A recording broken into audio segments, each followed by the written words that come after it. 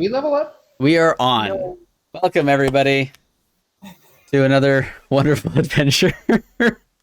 Adventure in the Roiling League. Tonight, our adventurers face whatever fresh flesh hell is deeper in this catacomb of meaty hallways and strange eldritch abominations that seem intent on devouring them alive. So, a quick recap. You did explore the vast majority of your time spent trying to navigate these strange hallways. Eventually, you were found by maybe reanimated body that was channeling the voice of the Lord of Eyes, which had beckoned you to complete its gauntlet and win an audience.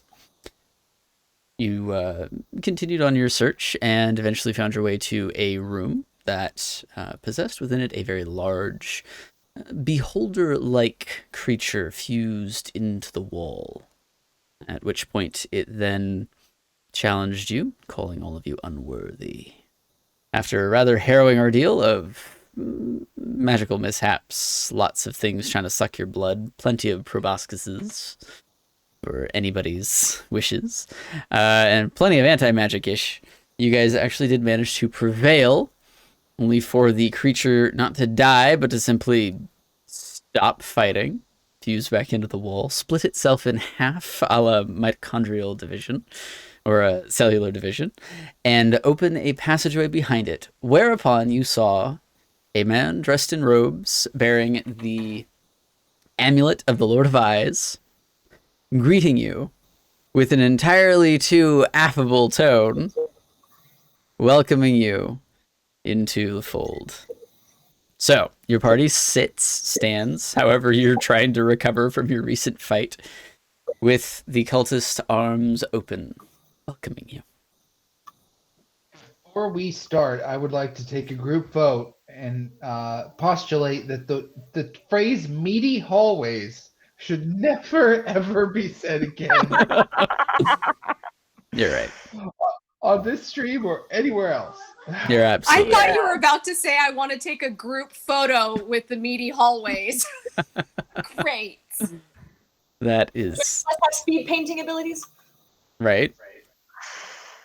Yeah, we got to reach out to some artists in the community for that one. Yeah. Meaty Memorize them all. hallways. Mine.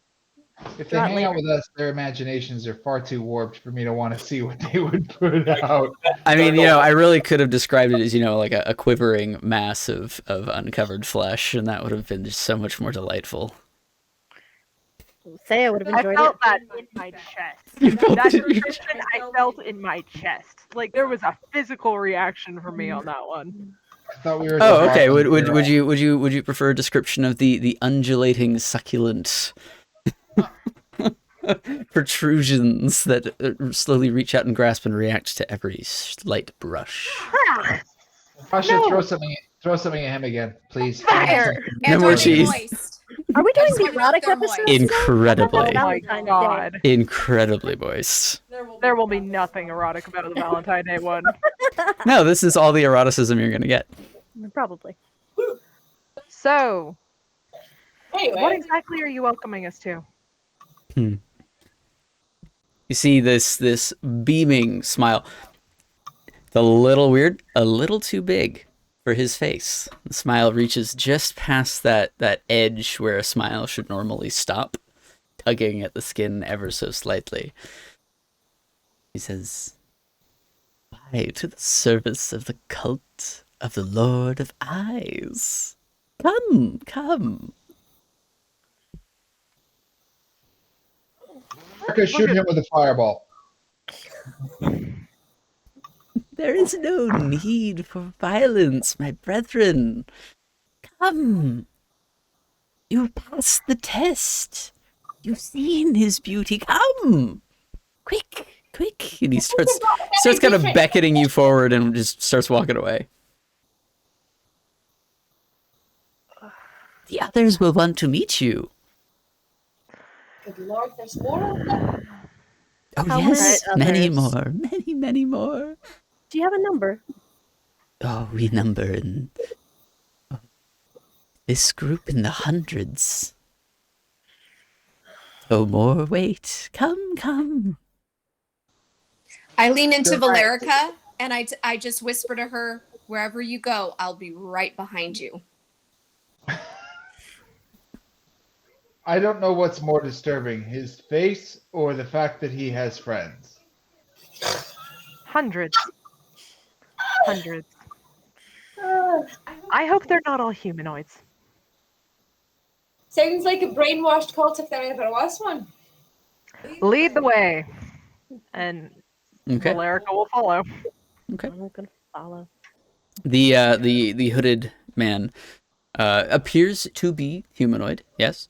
And I'd say with your kind of passives, there's something slightly odd about his physicality. Like, you saw the slight tugging, just past the point of normalcy with the smile. His fingers seemed slightly too long.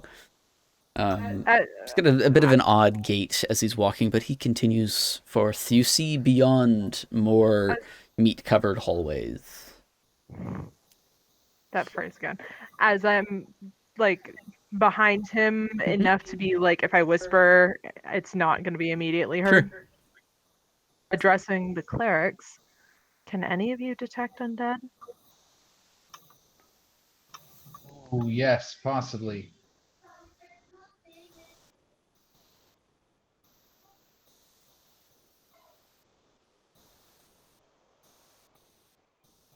It's like an No. ill-fitting suit.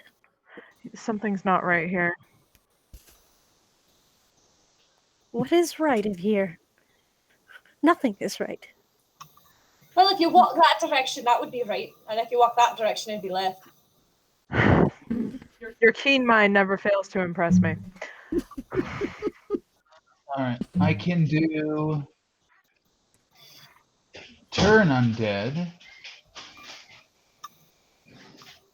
We may need that if there's hundreds of them and if they fall under that category. You got it?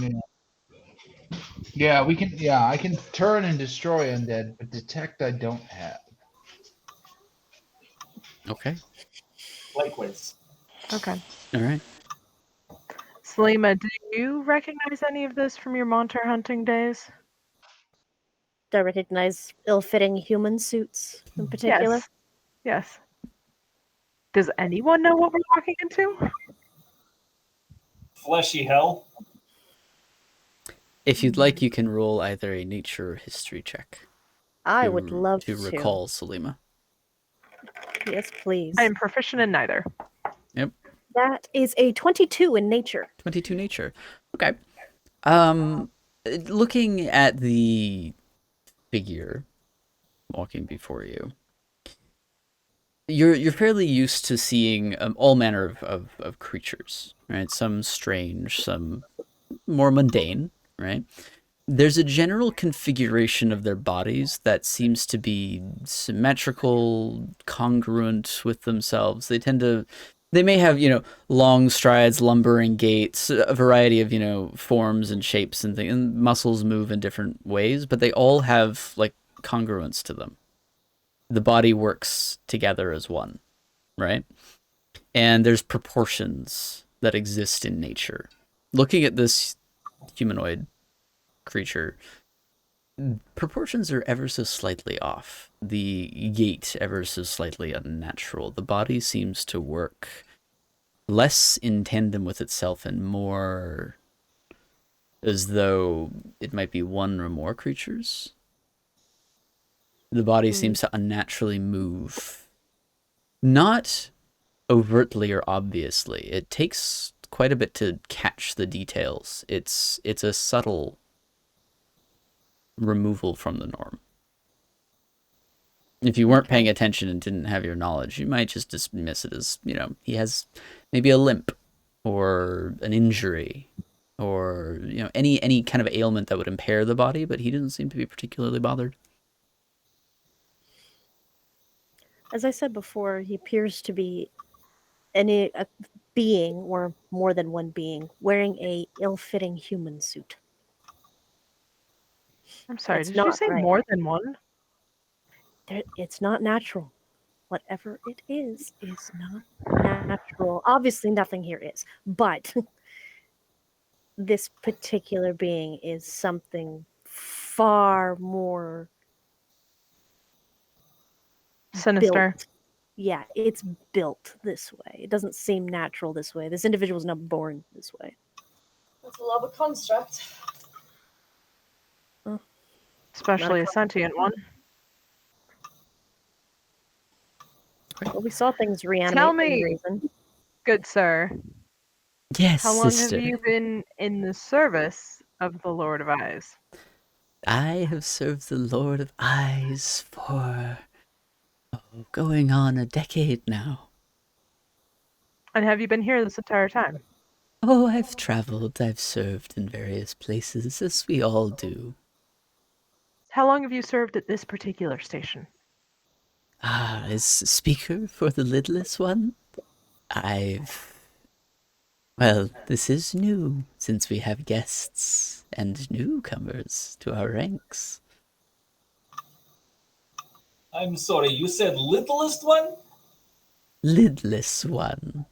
Lidless. You're Sorry. always the littlest one. You don't need to question Well, that. I thought there was competition. Oh, we have what- many dwarves, many gnomes, goblins, all manner are welcome. From the smallest to the largest. You'll Right. Where do you hail from?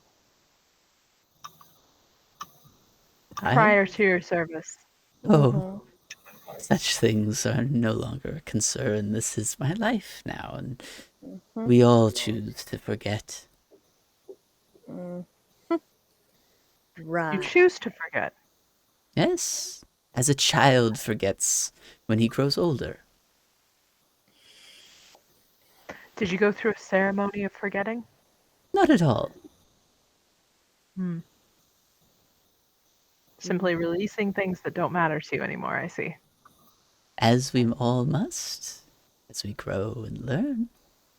As we're walking, are the walls changing at all? Like, is it getting more kind of red or purple?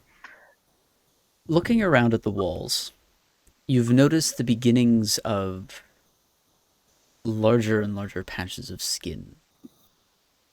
The walls seem to be more formed, more complete, less... What type of skin are we seeing? At this point, it's an odd mix of colors, a mottled flesh of different hues. All manner of colors from a variety of creatures that you can recognize. You've seen all types of these skins on different humanoid creatures, different animal creatures, everything ranging from bright pinks and reds to pale grays to dark ebony colors. Occasionally you see what appear to be scales or fur feathers in patches here and there. It seems as though this is a place of more growth, a less nascent area. How long does it take for the skin to form on the walls? Oh, well, it depends. It could take mere days, it could take months. Some places could take years. You'll find the Lord of Eyes is patient. Indeed. We are almost there. How long have we been walking now? Like 10 minutes? About 15, 10, 15 minutes. Yeah. Eventually, you round a corner and you come to a very large room, cavernous in scope. Looking around, you would almost think it's a large underground cave. Like 60 foot high, 80 foot high? 80 to 100 feet high. You've descended quite far down in your travels, apparently. Or you're under a hill or a mountain or something. You're not entirely sure. It was easy to get a little lost in the twisting corridors. Looking around, you see where there would be natural rock formations. You see protrusions of bone wrapped in skin and flesh, just like everywhere else. You see around... anything? What's that? Has the flesh changed in color or consistency It's in the any way? same kind of mottled mixture of different types of flesh and skin. Looking around, you realize that there is a sizable population of creatures down here. What look to be structures made similarly of bone, not unlike the altars and the chests that you found, but they seem to be domiciles, seem to be homes, buildings, structures that these beings now exist in. You can see huts, chambers, all manner of things as you walk. See these deep pools in the ground of this kind of brackish liquid. Kind of getting a look over you, notice that they're filled with these worm-like creatures along. Have I seen Writhing. creatures like that before? Mm. Or are these like new? Have I? Yeah. Either of you roll a nature check. Liv, startled by The fact she's encountered an animal she's not eaten, and that is a 5 for me. okay, That's an 18. 18. Yes. They look, with your 5, they look like any kind of worm or maggot or any kind of just creepy, crawly, slimy creature. Some of them look almost like tadpoles. They just look like large versions of otherwise kind of mundane things that you've seen. God, they're not tapeworms, are they? There are a few that look like them. Kind of Perfect. flat and long, and segmented. I think I'm breaking my players here. I'll tone it down a bit. No, please. With your Former 18, medical student says continue. with your 18, Entered. Oh, a word. you. Oh, just wait until you see what happens when those segments ripen. Do continue. So with your 18, some of them look to be large, supersized versions of natural creatures that exist. Clearly not natural, clearly somewhat aberrant in their size, in their scope, in their scale. But as to what they are, you've no idea. You have no idea. Both of you, you're seasoned adventurers, and you've read and studied and learned. When you find congregations of creatures that are strange, bizarre, and aberrant, it's not unusual for things like this to be associated with them. So, you continue walking. The cult is leading you, just beckoning you forward. You notice a few similarly hooded figures just kind of milling about, carrying things, having conversations. It seems to be essentially like a small village here. You can see these kind of fields of what look like these kind of fleshy growths and cysts that are being tended to by cultists. You note that the cultists appear to be humanoid. Most of them. You can kind of get a glimpse at them. You recognize the silhouettes and the forms and the profiles of elves, dwarves, humans, orcs, tieflings, all manner of creatures are here. But you notice that some of them in particular, most look normal. Most look to be about what you would expect a normal humanoid to look. But some look odd. They share that same slight off alignment to their posture. Their limbs are either slightly too long or too short. You pass by one group that's kind of closer to you, and as you pass, they all turn to look at you. One, you see a human-looking man that gazes at you with a singular, large, massive eye centered on his forehead. The rest of his face seems to have been pushed down slightly and out of the way. The lids kind of close, his jaw kind of slack. It seems the eye has just kind of shifted the bone structure of his face. See another one, an orcish woman, who seems to follow your gaze. At first glance looks fairly normal, but you watch her watching you. You realize her eyes are not eyes, but dozens and dozens of small eyes fitting in the sockets. You sigh in relief for a moment when you notice a normal-looking dwarf in the group that turns towards you.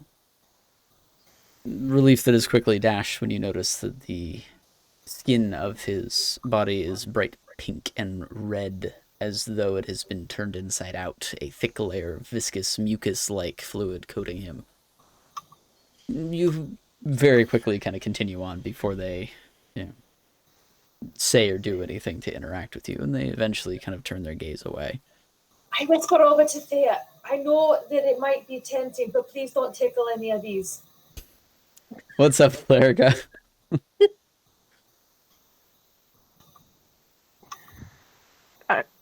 Player and character are both struggling. Yep. Do they seem peaceful? Yeah. Do they seem happy? Roll an insight check. And do they seem like they're willing participants in this? Roll an insight check. Yeah. Let's see if you can tell. That's a natural 20 for a 26. Nice. Okay. Looking at them, they're most assuredly peaceful. None of them have made any advances towards you. Even them kind of watching your gaze is more like people watching newcomers rather than threats. They're just interested in something new, something that they haven't necessarily seen here in a while. As to are they happy? They seem to be. Do they seem vacant and driven by madness in the same way that we've seen madness effects in like previous parts of the cavern? Sure. Or do they seem wholly there and totally okay working on a farm? As far as you can tell, without any like investigation as far as like talking to them and trying to determine their mindset that way, but just kind of looking at them, none of them seem to be in distress or discomfort. None of them seem to be unhappy or miserable. Some look positively jovial. You know, just they're happily doing what they do. They're living their lives. This is the you have being a noble, and having worked with peasantry before, as you interact on occasion with the unwashed masses. This is the similar kind of mentality of that purpose, work driven. You know, I'm contented to be in my place. Mm-hmm. You see that same kind of look. Now, granted, a little hard to tell for some of them, considering that they don't really have a lot of the same facial features or postures that you would normally use to determine these things. But for the ones that are closest to you in familiarity, tend to seem fairly all right. Okay, thank you. Mm-hmm. Lady Valerica, at what point do I get to start killing all of these creepy people? Because Just that hold on was for a minute. I know. Alright. I know. Just we need a reason if we're walking into actually committing massacre. And so far being visually and offensive in every sense, every sensation, hasn't really crossed that line to warrant a massacre. Well, the fellow back at the beginning that sent us down here said, kill everything you find down there. Right. Usually those contracts are between 20 and 30 possibly sentient beings. When we're talking in the hundreds, this is now a different story. That's fair. I would just like to say, if a decision has to be made, I don't want any of these people to ever leave this place. So I am absolutely comfortable laying waste to this entire creepy little commune that we have found ourselves among. Well, I guess the real question is, do you think any of them can be saved? I don't know. Historical thoughts? Direct question for DM. Yeah. Can I recognize anybody? Like, since the guy's been down here for 10 years, maybe in passing I've interacted with people. Sure. Is there anyone I can recognize? Go ahead and make a perception check. It'd be hard with their skin on the other side, but all right. 24. 24. Very nice. Looking around, There are a large number of them that are not anywhere near your direct path. So as far as like the ones that are far off, afield, hard to tell. As to the ones that are closer on the path, looking around, you search for familiar faces. You search for anyone in your many, many, many years of travel that you might have come across. Looking around, you have a couple of maybe moments. It's like, do I recognize that person? And you kind of turn and look and blink, and they didn't have the familiarity and similarity that you were seeking out. And it happens quite a lot. The more you pay attention, you're getting the sense of like everyone seems familiar, but then you look at them and they don't at all. I think we will have to do what is necessary for the safety of all and for the life of those that are involved. Have you made up your mind about what is necessary yet, Master Thurgle? Let's just say I'm a couple buckets away from sinking to the deep end, but there is a possibility it might have to go that way. As you continue, you start to notice the presence of other creatures, far less standard in their humanoid configuration. Sitting atop some of the buildings, clinging to some of the walls, hanging off of the bony protrusions that would form things like stalactites and stalagmites and overhangs. You see spined, lithe, thin creatures with singular eyes and sharp-toothed mouths. Pretty much all of you at this point, having been explorers of deep places, would recognize these as Nothics. Dozens of them. Just keeping survey and watch over all things. You start to notice several of those tendrilled, muscular, eyeless plague creatures that you fought before. And are they dormant, or are they looking like we're a threat right now? They don't seem to be paying you any mind. They're noticing, but they're not really approaching or coming after you. You also notice several smaller orb-like creatures, multiple eye stalks, keeping track of all surroundings as they hover on the ground, recognizing the spectators that you saw before. As we're walking around, the people that we're seeing, do they seem hardened by life? Do they seem like they've seen like adventure? Or do they seem like they're peasantry? Like, where on the scale of I've seen shit to I picked a flower? Got it. Like, where are we sitting? Roll a perception check.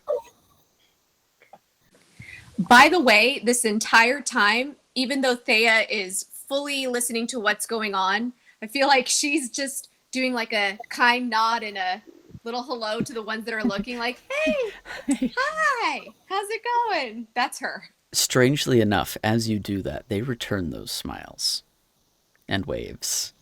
There's a slight brightness in their eyes and faces. It's odd. You come across a gnomish woman who waves at you, realizing there are 7 fingers on one hand, a jaw that is kind of slack off to the side, an eye that is split to become 2, as she just casually smiles at you like you're the coolest thing to have happened in a while. Like,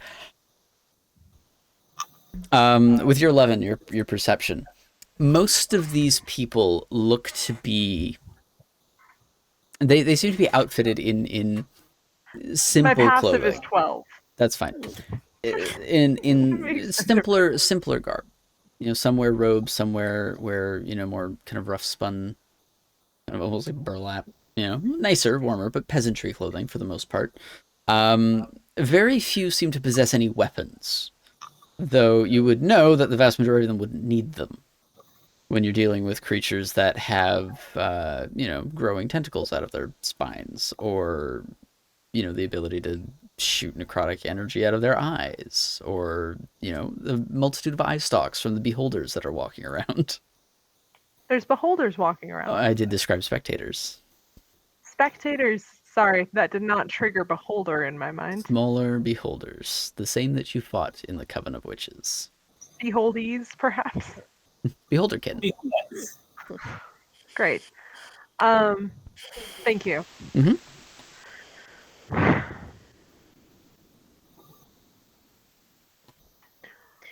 So we are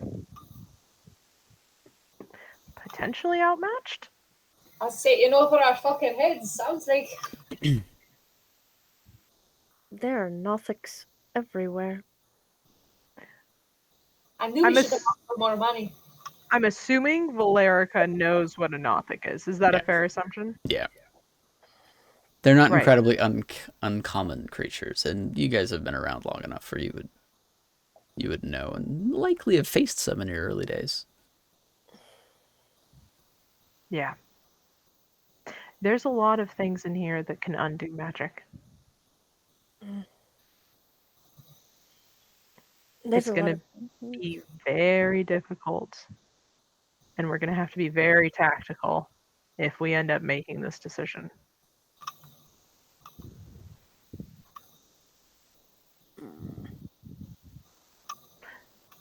So We're third, saying everything really quietly, by the way. Sure. That's fine. You want us to roll anything for that? No. Thurgle is going to really examine the ceiling and sort of try to get a lay of the land to see if there might be any points that you may be able to disrupt that would take it down quickly. Sure, go ahead and make I guess just make a perception check, yeah.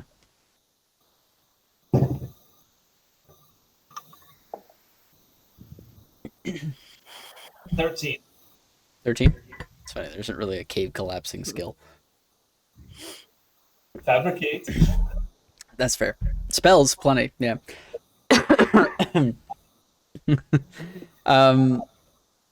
Looking around, I mean, it looks cavernous, which means that there's bound to be weak points.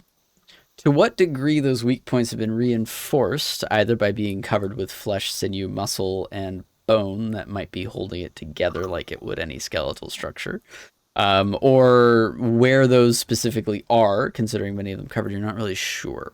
It's possible they're there. It's likely, in fact, that they exist somewhere. I mean, you could potentially collapse certain parts of it if need be. They're pretty far up.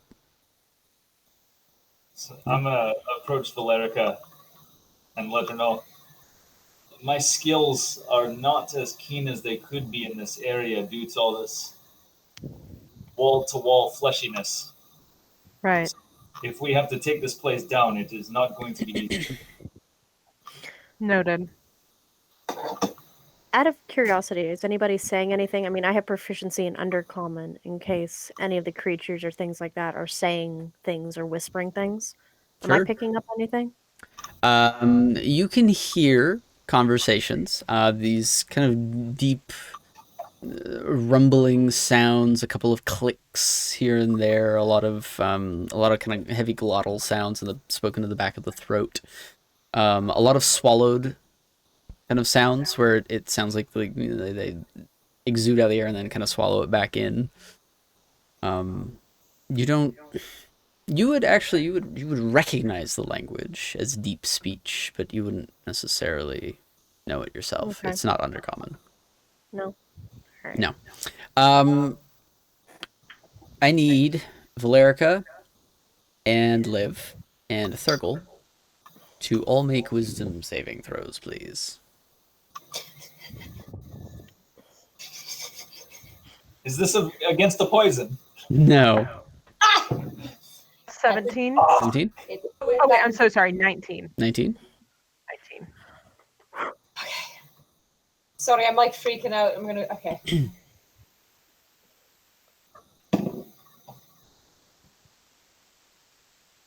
Oh, Better than I rolled a 7. do you have a modifier? 7? Okay. That is with modifier. Oh And no! what'd you get, Thurgle? I actually got 11. 11? Okay, so Yeah, 7, you just 11, did and it. 19. Okay. All three of you Still 4. all three of you feel discomforting familiarity with a sensation that overcomes the. It's not really the atmosphere, it's just you kind of sense something that seems familiar. Two of you, because one of you is wearing a ring of mind shielding, you feel the push of another creature's mind into yours, the indication of a telepathic communication. Liv, you are free to answer it if you wish. It's like your brain's cell phone is ringing. Do you Kind of want is, to yeah. answer? Do you accept the charges? Fuck no, I do not. I do Okay. not trust the place. Fair enough. Fair enough. So, Liv, you kind of get that uncomfortable feeling. There's something about it feels a little sticky. Thurgle and Valerica, as you're walking, you feel that. You feel I know you got a 19. You feel that pushing on your mind. It's not uncomfortable. It's not like aggressive or violent. It's just like somebody saying hi. And then your minds fill with images of dark caverns tumbling off of high cliff tops and broken bridges into deep rushing waters. The wet, slick surface of the earth underfoot. The roiling and rumbling sound of large, tentacled creatures haunting you as you walk, as you swim, as you run. And as those images fade from your mind, you get the lasting impression of, we remember. How the fuck are they here? I look at Thurgle and I just say, how the fuck are they here? What the? That's the last thing I would want to remember right now. What the fuck? Thea hearing Thurgle and Valerica talking right now, I lean in and speak through my smile just to say, does that mean you guys want me to stop waving and smiling? Is that what you're saying? Yes. Okay. Please. In Celestial, because I forgot that's one of our common languages in the party, I'm going to explain that I was just telepathically connected to by an aboleth. Oh, you've got An this entity me. that we had, like gesturing to Thurgle, Liv, and I, encounters with in the cave where they were teleported away and where I met Selima. And they hunted us endlessly. After you killed several of them. We are no longer safe in any capacity here. In And everyone- Celestial, Yeah, I'm and everyone speaking- needs to be in high alert. oh gosh. In Celestial, I respond back to Valeric and I say, have they been watching you the whole time or did they just appear? It seems like there's a cave network that interconnects this entire fucking nation. You're very far from where you were. You are Yeah, we're hundreds of miles away. Yeah, and I convey that, but in Celestial. Going to look at everyone getting irritated and just sit there and go, damn it. I need you guys to understand something, though, that What language are you speaking in? it's Celestial. Celestial. Everyone just stays in Celestial. I ain't fucking stupid. I need you guys to understand the insanity that is these creatures, okay? It literally almost took down our entire party. I dove into the water to try and save somebody. It turned into a whole fucking mess. I'd be better to just leave. At this And point, the money's not crumble this worth it. place from the outside if we could. The money may not be worth it this time. It was apparently wasn't worth it last time. We were getting paid more. So That was good for So me, I though. may have come up with a possible solution in Celestial, of course. Everybody speak Celestial except Selena? You're all just slightly like humming to I know, I'm yourselves. like, This is there's- just kind of song, like, you know. I know you guys are talking, but at this point, it's now just like an orchestra of just a choir playing behind me and me going, there's some important things that it's not happening But here. like a whispered choir, which is the weirdest part. Like So low as- Gregorian chant. As I'm explaining, Yeah, very Gregorian chant almost. remember, I do still have. I still don't know what to call it. The poof powder that makes my cannons go boom. There's no word for it in Celestial. Yes. So I mean, black powder has it's make black and powder.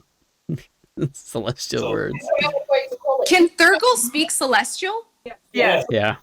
Celestial. His Like, almost world, all of it can speak Celestial. Thurgo's character is pure insanity. Just get on board. You will find out a lot about me. That The you'll Forged Domain former cleric dwarf who can speak Celestial. like, and a little bit of. It'd be really funny if we were all just like, la la la, aboleth, la la la.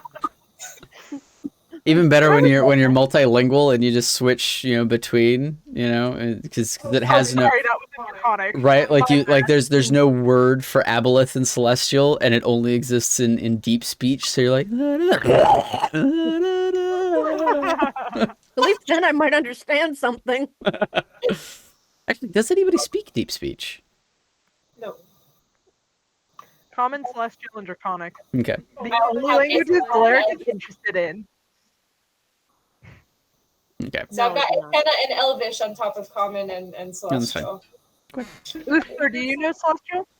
Now, common dwarvish, giant, and Thorun. Oh, so he isn't hearing this conversation either. Yeah, No. No. Uther and Sleeve are the only ones in the party that don't speak Celestial.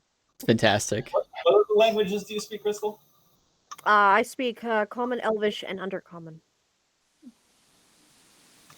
Sorry, Uh, I can convey the secret message to you. Wait, you speak Elvish though, right? Yes. All right. So Liv is going to take note that Selima looks really fucking confused. Okay, And she's going to relay a little bit of this conversation in Elvish over to her. sure, yeah. but Thea for 1 second will break from Celestial and just stare at Thurgle and just interesting little man. Brilliant. But as I continue to explain in Celestial, that I do have the poof powder, which is what is going to be named now. Poof powder. Good to know. That is in large supply. So if we need to possibly set up a distraction or an easy escape through maybe up above to then help break the place down, there is that opportunity. In Celestial, I'm going to respond. I can also teleport us out of here very easily. That is not a problem yet. We can escape at any point. However, this nation in particular will send assassins after us for the rest of our lives. I am a public figure. I can't just disappear.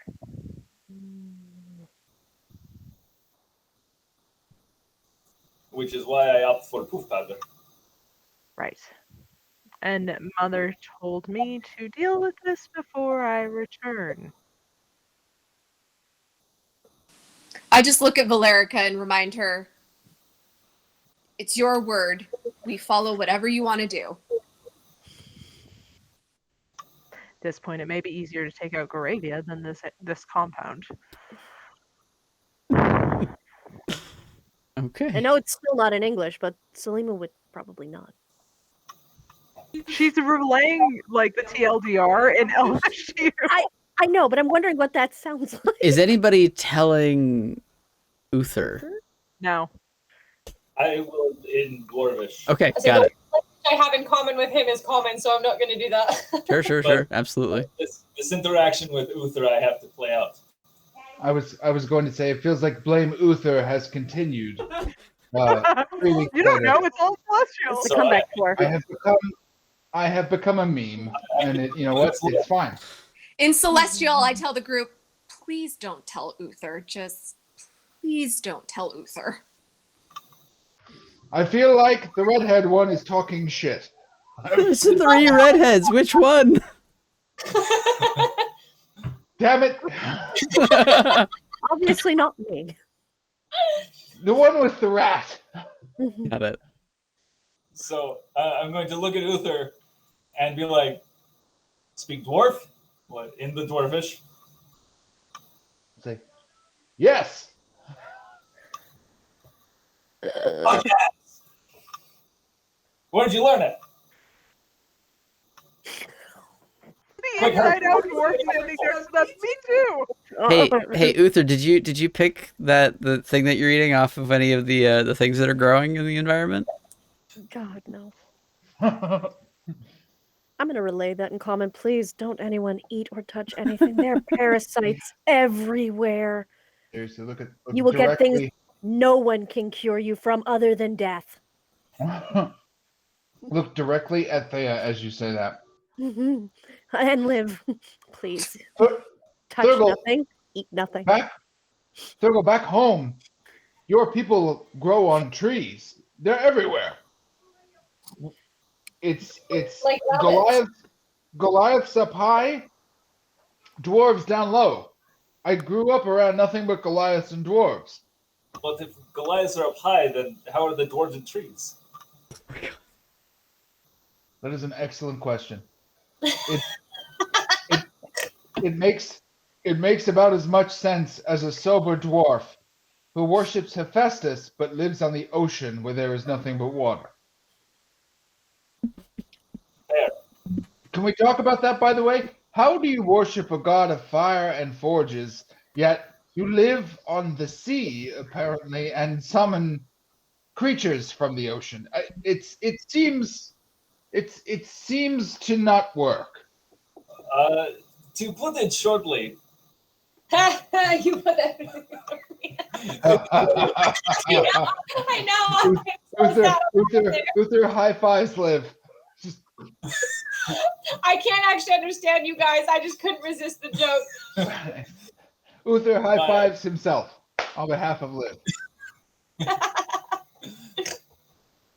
My family did not really appreciate me. I was a middle child of about 30, so we were all growing up in the forge. I found the power of Hephaestus through that, and so I learned all of what I can through that, and then realized I needed to get the fuck away from there and joined the privateering. So I got down to the sea, and Hephaestus showed me a whole new world of being able to serve on the sea, and it was just an amazing experience, and so that's where my background comes from. I will admit, being a pirate sounds like a good time. Paid by the government. Oh. All right. Well, being a paid pirate sounds even better. Honestly, it doesn't sound too dissimilar to the pretty frequent like raiding parties that your people tend to put together. Yeah. Right. I can Or see used the to. desire. Yeah, I can see the desire for glory and riches being a powerful motivator for how to live your life. But forgive me, your story seems to be loving mother and father who wanted to teach you their ways, and you chose degenerate pirate. But sober degenerate pirate, which is not. You didn't go full pirate. You went sober degenerate pirate. I wasn't always sober. Oh, yes, that's right. I forgot. Apparently, you're quite the party. But regardless, how are you feeling about all of these flesh-worshipping weirdos that we're currently surrounded by? Oh, uneasy as fuck. I want to kill everything at this point. Agreed. Why are we not? Because we are vastly outnumbered for once. That's fair. And even with your size and my size, we would not last as long as we would hope. It would make for one hell of a story. Oh, for fuck's sure it would. Oh. But at this point, we are waiting for Lady Valerica's signal to figure out where we're going to go from here. She has the capability of taking us out at any point, but that doesn't necessarily free us from any form of assassination. But she's a confusing one, Lady Valerica. She would seem to shoot fire upon a moment's notice at anyone she sees fit, but we're surrounded by clearly deranged evil entities, and yet she's choosing not to fight. I don't. You've been with her longer than I have. Does this make sense to you? It does. You can think of it as the tactical response of knowing your situation. If she's able to take care of it, she'll burn the shit out of it. If not, she's got to wait and then burn the shit out of it. That's good. Okay. As long as we get to the point where we burn everything, I feel like I'll be happy. And we will definitely let you know. I really want to smash everyone in this room right now, so you tell me when. Because apparently everyone speaks Celestial other than you and I. I do speak Celestial. Oh, well, aren't you fancy? I try to be. All right, well, you give me the signal. What will our signal be? What do you think they're talking about? I was going to say bang. Oh! Excellent suggestion. I'll pull my little horn out. Are you saying that it's celestial? I am. Thank you.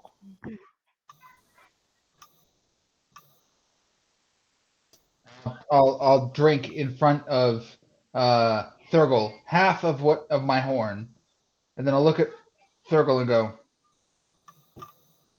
if a cave filled with deformed mutant people in made of flesh walls is not an appropriate time to drink, when is? I grab Uther by the wrist of the drink that he's offering, and I say, for the love of the silver dragon, now is not the time to push his buttons. Don't love the silver dragon, but I feel like I understand. And I'll look over at Liv and offer it to her instead. In that moment, I make my way over to Salima and I just kind of look at her and say, I mean, I kind of would wonder what would happen after all the stories I've heard about Thurgle. Aren't you curious what would happen if he had a drink? I mean, he probably would save us in this moment. The way it's been emphasized as far as how he acts when he drinks or has acted or woke up acting afterwards, I don't know how many of us may actually live to regale the future adventurers to not let him drink. Well, I know I'll live. I'm always live. And not Olivia. Good point. You get it. Mm.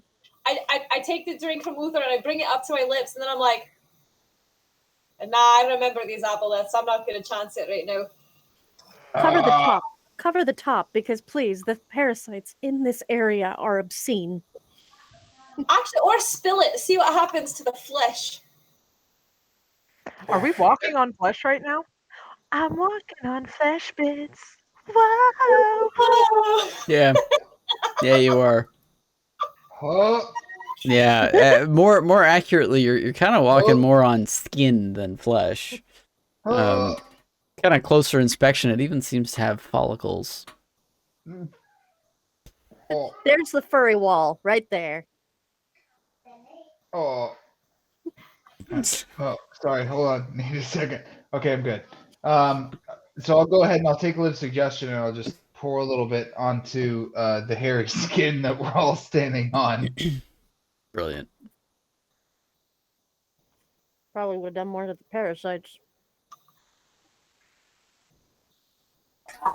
Bless you. Take that up on my mic. Holy cow. Okay. It sounded like Lily sneezing. Funny. So,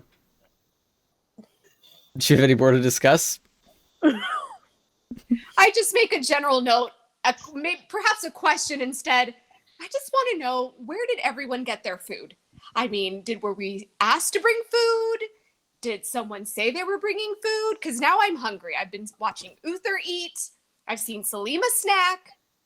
Anybody want to offer? Thea, Wait.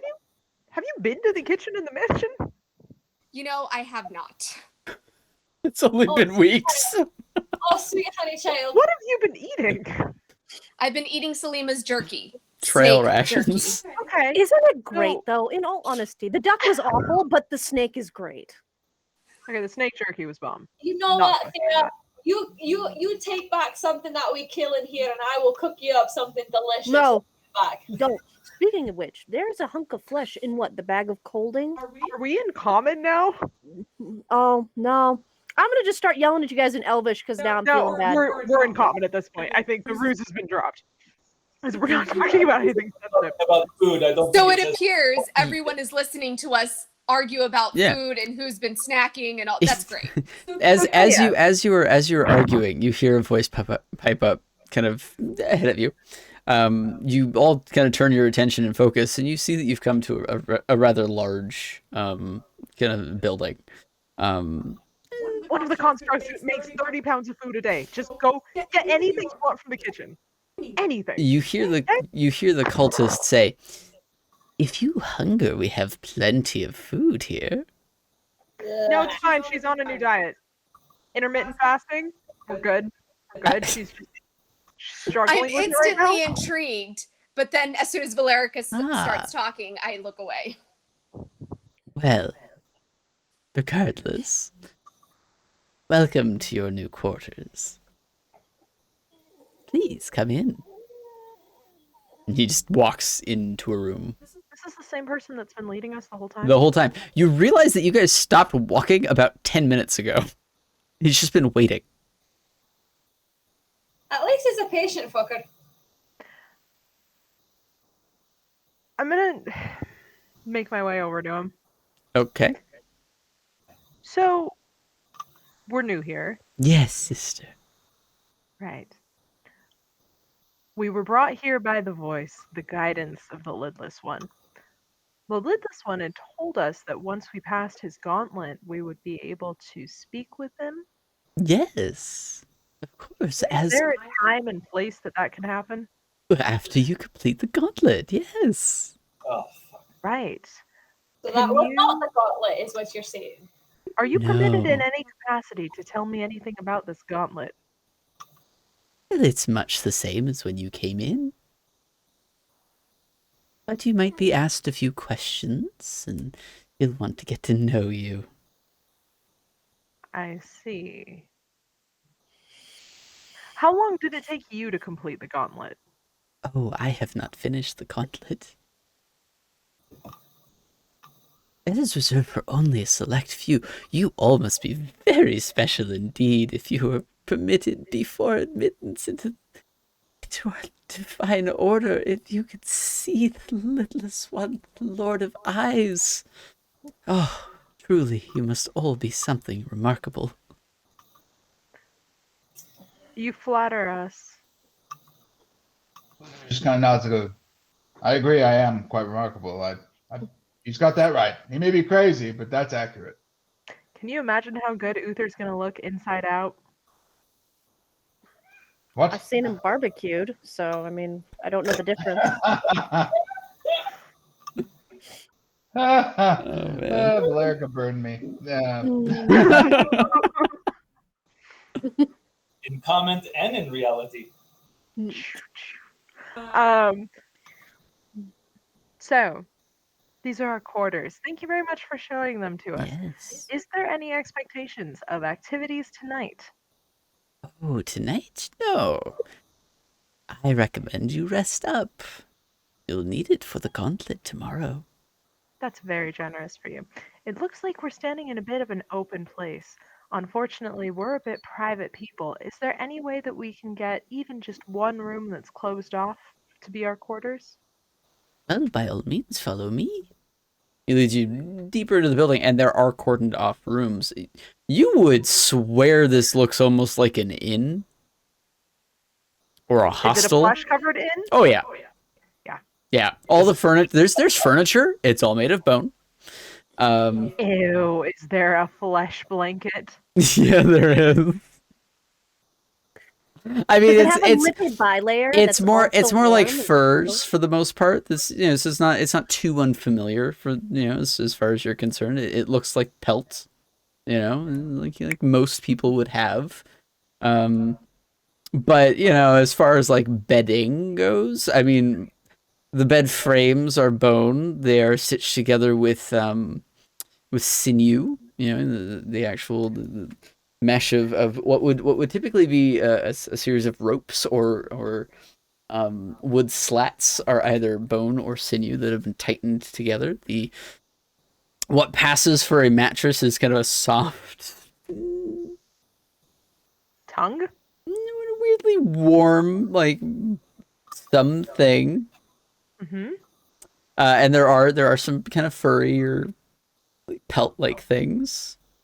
Are there books? Are there anything of mundane other than flesh? Not here. It doesn't look like there's any books or tomes or scrolls or tools or implements or anything. You do kind of pass through as you walk towards where the rooms are. Several of them all kind of able to have closed doors. You do see that there seems to be a bit of a dining area. Bowls that appear to be made out of skull caps. Cups that look like they've been carved. Done in the cool orcish way or in a crude I don't know what I'm doing way? I mean, you assume it's a skull cap. It is kind of grown that way. It looks like almost everything else here. So crude and unrefined, not laden with metal. No, oh no, there's no metal here. None that you can see. At least it's organic. But is it cruelty free? Define willing. It's definitely a GMO. Yeah. Okay. So, these will be your resting quarters for the time being. Please feel free to rest and eat if you need anything. Any of us will be more than willing to help you as brothers and sisters. Wonderful. I'm going to say to him in Celestial, as sort of a test, what kind of cheese do you have? Kind of cocks his head towards you. And then in Dwarvish, I'll say the same thing. My, you will be a wonderful contributor of so many languages. Of course, thank you. And in Common, I'll then ask, what is the time right now? Wait, now? I believe it is very late into the evening, so late it might even be early. Thank you. Liv is visibly giggling at that comment. I'd be very interested to know, what is it that you plan on doing in this thriving community that you're building? Do you plan on expanding out into the rest of the hallway? You see a kind of bright look to his eyes. You kind of see below his hood.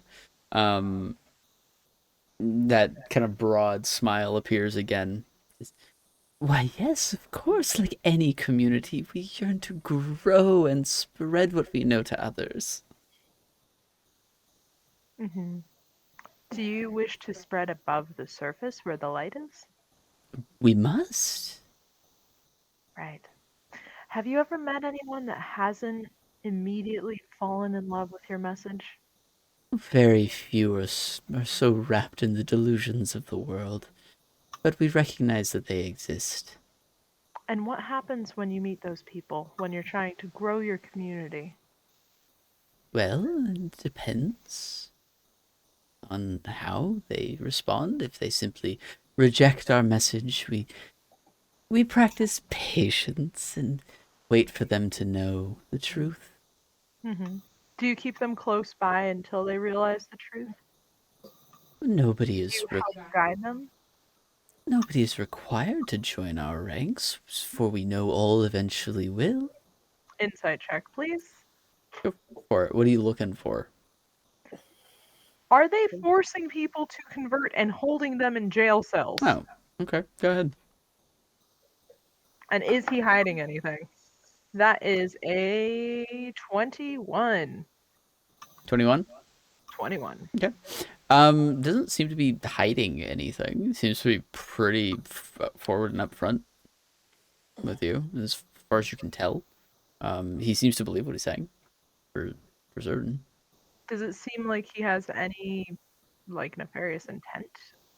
Or dodgy at all? I mean, he doesn't seem to be duplicitous or deceptive. He's using, I'm not gonna say coded language, but he's using language that is laden with meaning and intent. I mean, you would have heard all manner of this pattern of speech. You know, anybody who believes fervently enough in anything tends to speak the same way. It's conviction. It speaks both vaguely and specifically. Okay. So, when you're being patient with people, Yeah. if they decide that this isn't for them, do you allow them to leave? If they so choose. So long as they do not threaten our community, then yes, they're free to go. Right. Okay.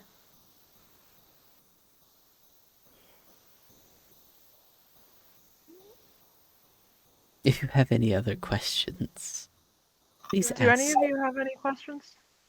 Addressing the party. I do. I saw a dwarf turned inside out. Was that by choice or by design? We do not always choose the gifts that we receive, but we know that they are best suited for the role we will play when we must. I have to ask, what was his role? His role? Well, he is strong and sturdy,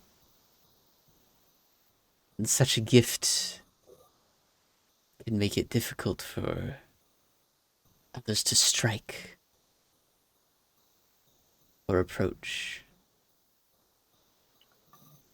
His AC is like 25. He can defend and protect if need be.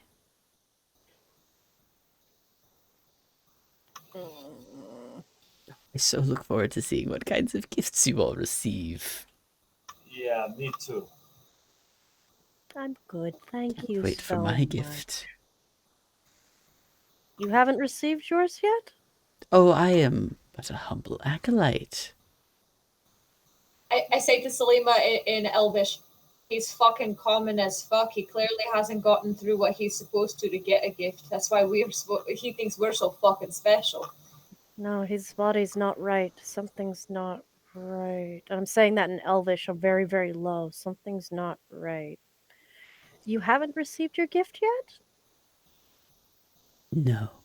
Not even maybe a divine moment of feeling that spirituality throughout your body for just a brief moment?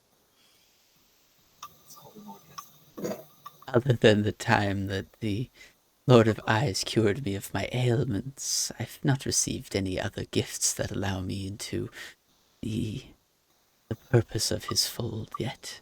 For now, I simply serve, and as I serve, my role will be found. In the time before you were with the Lord of Eyes, just because I'm curious to get to know more about who you are and what has shaped you into the wonderful servant that you are today, were you ever identified as a hag? He cracks a rather large, even for what he's given, kind of smile. What a strange, wonderful question. No, I can never say that I've been identified as a hag. It's usually reserved for very specific types of people.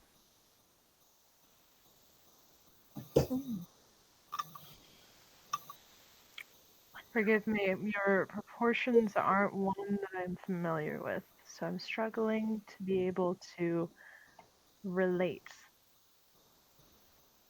I understand it can take some time to adjust to the blessings that we can receive and the ways that the Lord of Eyes can touch us. It may take a moment, it may take some time, but eventually you will see these all as gifts in their own right if they are not gifts of purpose. No, he repaired my broken body. Really, I'd love to hear more about that. Oh, I served for many a year from what I can recall as a loyal, humble servant. But such work takes a toll. The thankless toiling of those who serve their betters. And that toll, in my mistreatment by those who I served, eventually overtook most of me, and I was cast aside. Those that you had served in the order in the name of the lidless one? No, those were the ones who saved me. So the one when you were still part of a larger outside community, Yes. they were mistreating you. Yes, and as most do before they realize how people must be treated when they fill their roles and fulfill their purpose, they often will fail to see and act in manners that are befitting. But it's all a part of the change that is coming. You know, I never caught your name. I don't think you ever gave your name. What's your name? Oh, I have none anymore. You may simply call me Speaker if you wish. I was gonna say, so do people just say, "Oh, you over there"? We have no need for names here. Hmm. Right. Well, thank you very much for bringing us to this abode. I believe we will be retiring for the evening and hopefully see you in the morning. Very well. Do rest. And welcome. Thank you. He turns and walks away, closing the door behind him. Kind of shake out my jacket so it's covering my hand and grab the handle and close the door. Or no door to close. Oh, no, he closed the door behind him. Weirdly warm welcome. Who wants to get in the mansion? Please and thank you. All right. I'm gonna have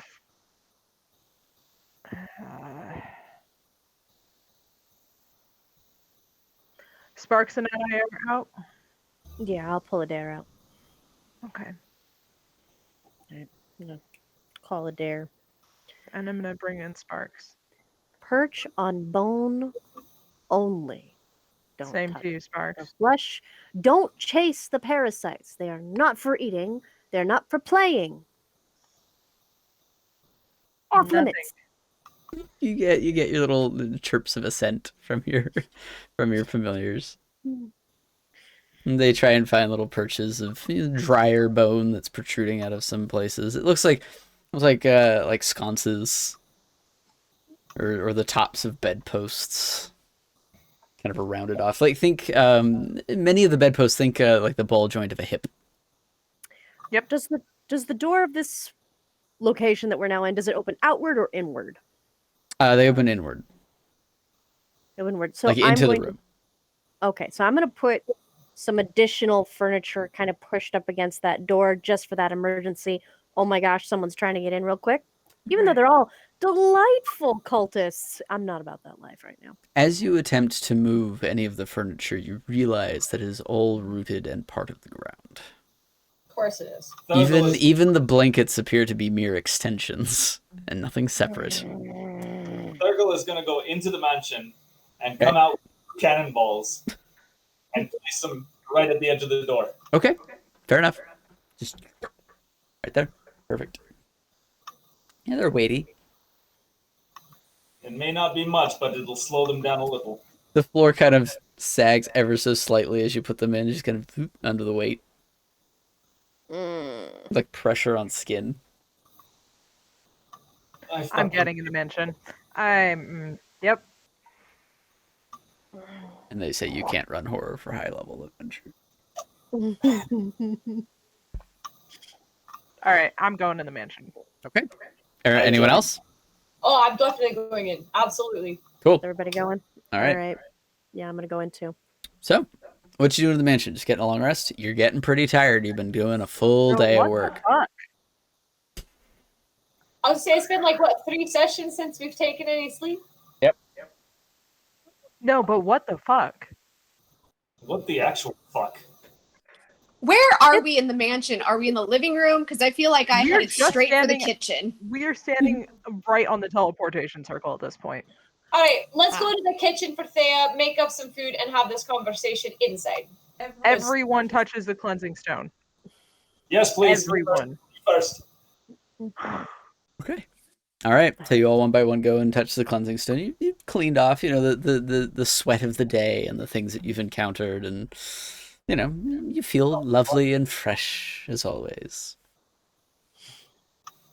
So with a stuffed mouthful of food at this point in the kitchen, I'm asking the whole group. So did anybody think that the battle was already done? I mean, I really thought we were finished here, and I would like to leave. You know, Thea, you're quite adorable, but we definitely have quite a bit of a road ahead of us right now. Well, it's actually worth discussing what we actually want to do. So, here's the way that I see it. There is a country that has sworn to send assassins after us if they catch word of us abandoning this quest. This country has a reputation for making good on that specific threat. So, there's that. A bunch of assassins don't sound like the worst thing in the world. I don't know how skilled their assassins are. I haven't dealt with them personally. So that's the one hand. The other hand, this exists, which we now all have to deal with. And the entity knows us, and we watched him wipe out a hag coven in a single move. So, I don't think we can stand that. Well, the other thing is, they were all under his abilities too, or his power of some sort. So Right. who's to say he doesn't have a failsafe where he just turns you off? That's what I'm wondering too. If he can remove diseases and ailments and bestow gifts, what's to say he can't take away all his gifts? I put in a research order. God, this morning. It's In not going to be ready. Orangeburg. It's not going to be ready. It's also important, so, you know. Right, but I can teleport there. That's You what I'm also saying. need to rest. I can teleport there from here and go see if we can get any information about this thing. And come back tonight.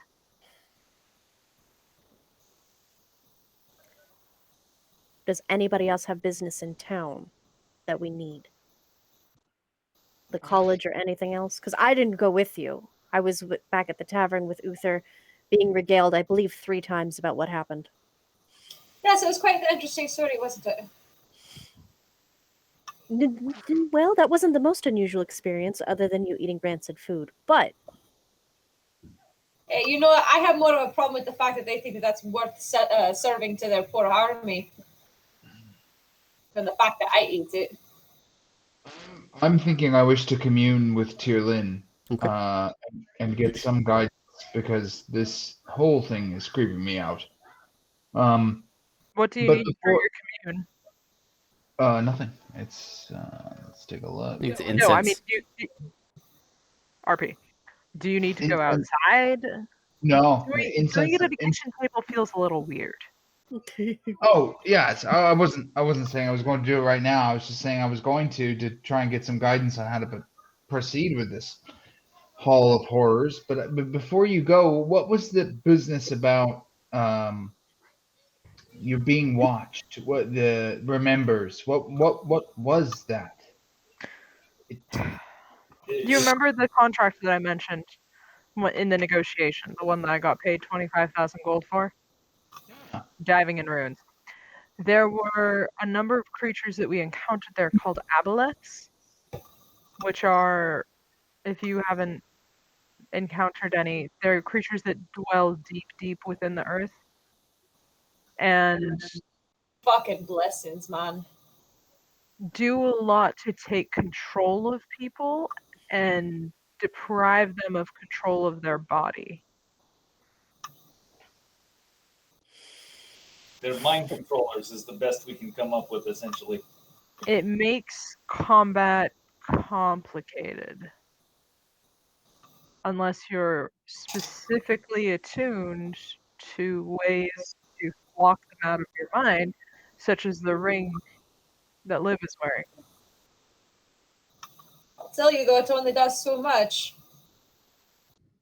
They almost got me last time. implication was that those things were somehow here as well. That's what I got the feeling of. They brought back those memories and said, we are here. When you're marked by a predator, depending on the vigor, it tends to be a life sentence. There are several creatures that are continuously chasing me. Apparently, these are some of them. Could I get the names of all the other creatures that are attacking you or chasing you? It'd be nice to know. Actually, of that encounter, I'm more comfortable dealing with the Abolus than the other one. Because there's a very, very large centipede-like metallic abomination that was created and crafted by ancient wizards and magicians that spews acid in a cone that immediately knocked me into unconsciousness. That's important to know. And that thing has been chasing me for a while. That's really important to know. And then at one point he showed up in a village that I put up for the night and threw up an ooze that was easy enough to put down, but can apparently populate oozes now. He's kind of toying with me. Valerica's like kind of cracking her knuckles. After stuffing my face, I shout, "Bang!" No one has any idea that I have taken Uther's bang. But then I just respond with, "That sounds terrible.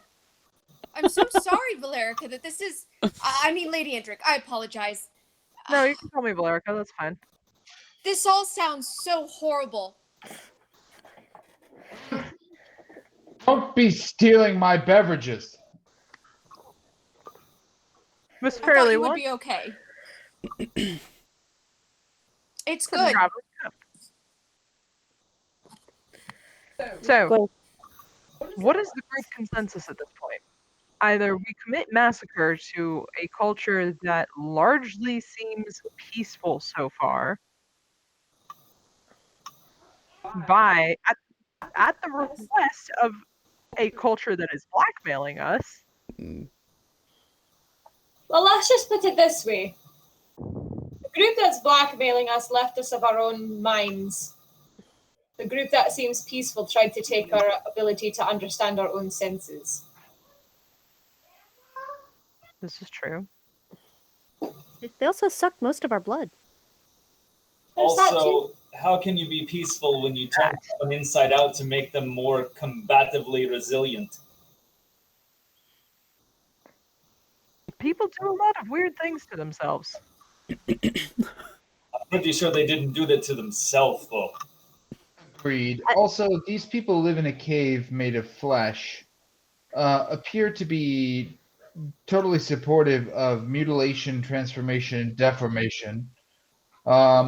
Also, we know that this multi-eyed monster is in favor of kidnapping children and brainwashing them to support its own cause.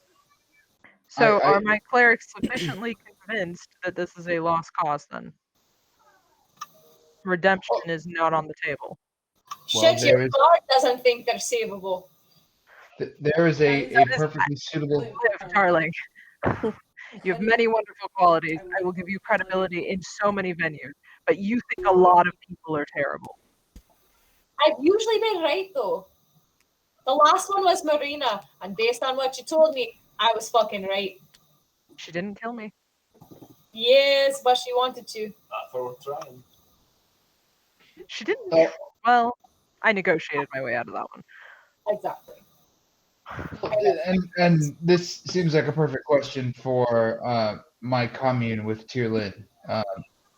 Tierlin is a particularly benevolent deity, and any sort of guidance on the intentions of these acolytes is probably going to give me at least some indication of how I need to behave. But I've lived with Tierlin all my life, and I'll tell you right now, I'm pretty sure she's going to say I should leave this mansion and smack all of them as hard as I possibly can with my hammer. None of these people seem either in their right minds or to potentially have any positive impact on the world above us.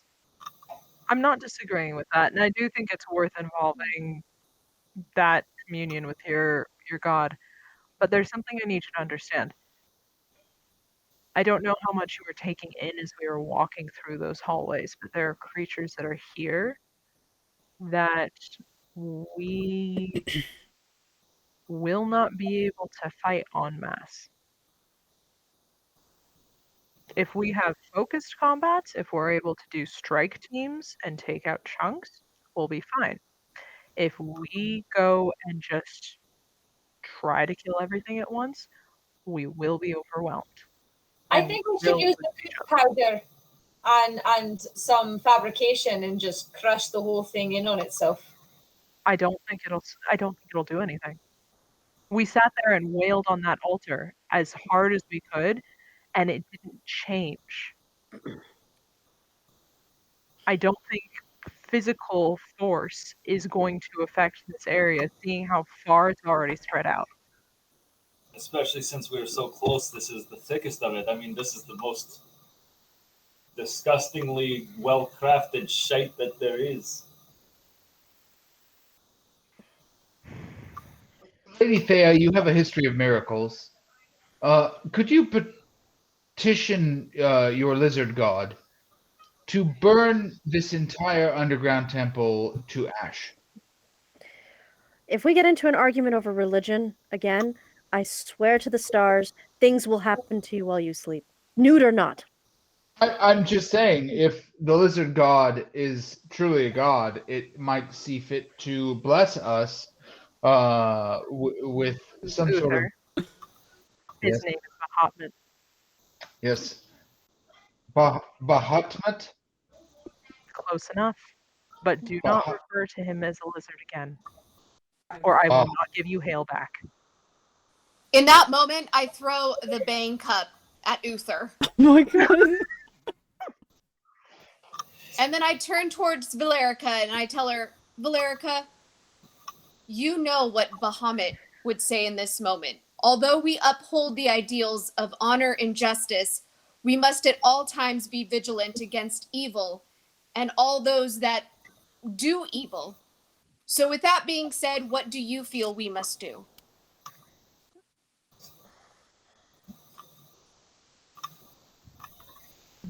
I'm torn because I don't know if I have enough information to make a call about whether or not this is completely evil yet. So then That let's is what's do giving me pause. so then let's do this. If you want to go back to Kornsberg and check with the college to see if there's any information that you can get, Let's do that. At the same time, Uther can commune. Again, I'm assuming not in the kitchen. I prefer probably not in the kitchen because if we get into a religious argument, I can't handle it right now. Not like I Why take I my do not pants meddle off. in the affairs of gods. I don't take There my is- pants off and dance around in order to commune. It's a pretty simple, very I mundane watched you Your ritual. crush pants a up and fish. dance around every night. We're just used to it at this point. Oh my god, you guys. I watched you smash a fish to oblivion. It wasn't even a fish. The fish deserved it. Clearly, Salima has not forgiven you for fucking with nature like that, so you might want to just toe the line a little bit. That's So- not as much as that. There is another option. First off, I don't think this entity is a god. At all. Clearly.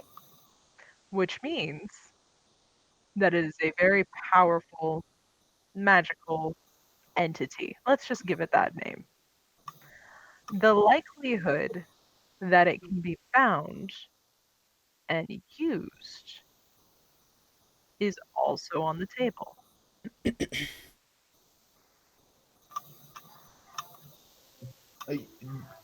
You have a particular spell or strategy in mind? That's why I'm thinking of taking another trip and playing this game a little bit longer. Because if this entity is very powerful and you guys don't have any problem with destroying it, we can check into putting it on a leash.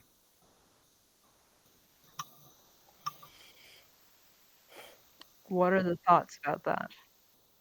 Can we then throw that leash into a fire that burns the leash as well as the thing attached to the end of it? Because I feel like we need to remove the world of this thing.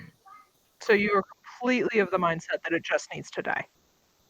Definitively, yes. Look at the place we've just. I mean, we're not there now, but remember 5 minutes ago when we were in the hallways made of meat. Oh, I'm very aware. This is Yeah. incredibly disgusting. What about that in any way screamed, yes, this is good for existence? That I cannot find a single positive thing about what we just went through. In my studies and ventures, I've been to at least 2 other planes. They've been to other planes. Things get a little bit unclear once you start seeing how reality can bend and twist. And coming from the background that I have, I'm not immediately one to compare another culture's norms to what I expect of my own.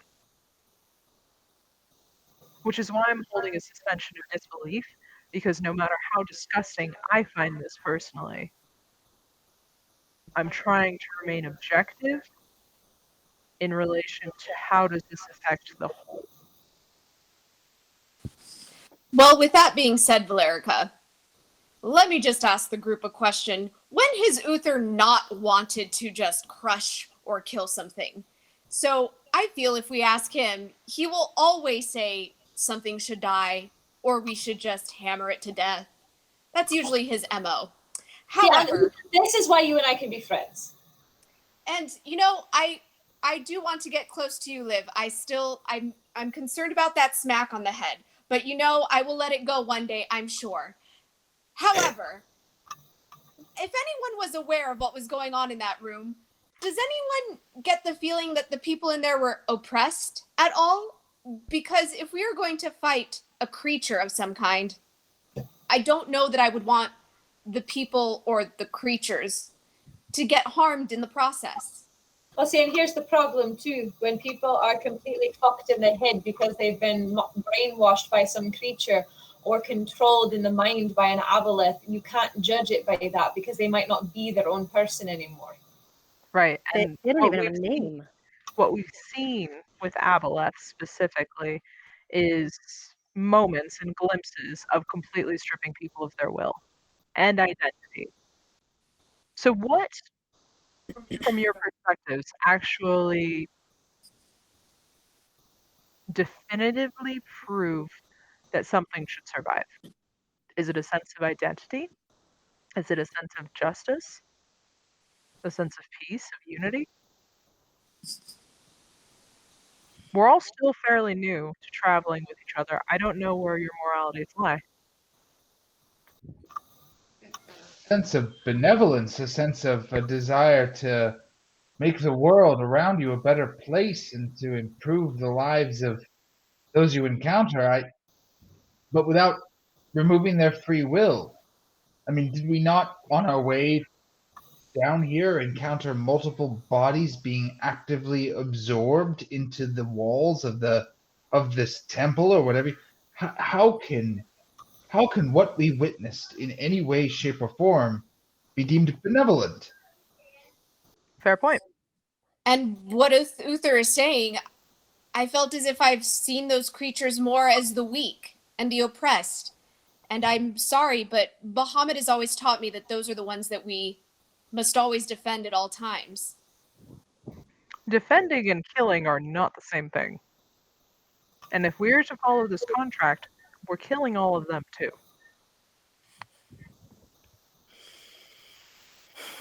If I may interject,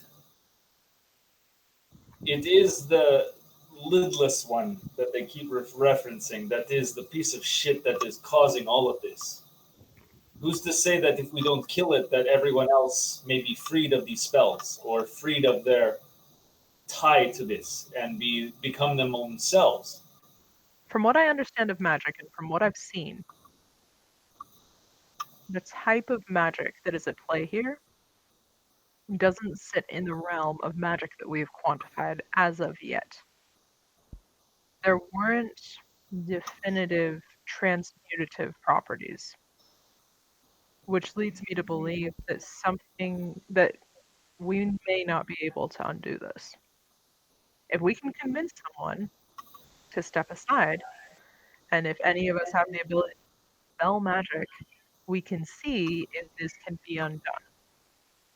We can try to convince some people and run tests before we make the decision, but understand we will be killing hundreds if we do this, which is not the worst thing. I I was just going want to to be say, sure. I want to be sure when we're going into this, because there's I, no time for pause, there's no time for remorse once we start. I was going to say, you were saying hundreds like it was a large number. I was not moved. I was waiting for the punchline. It never came.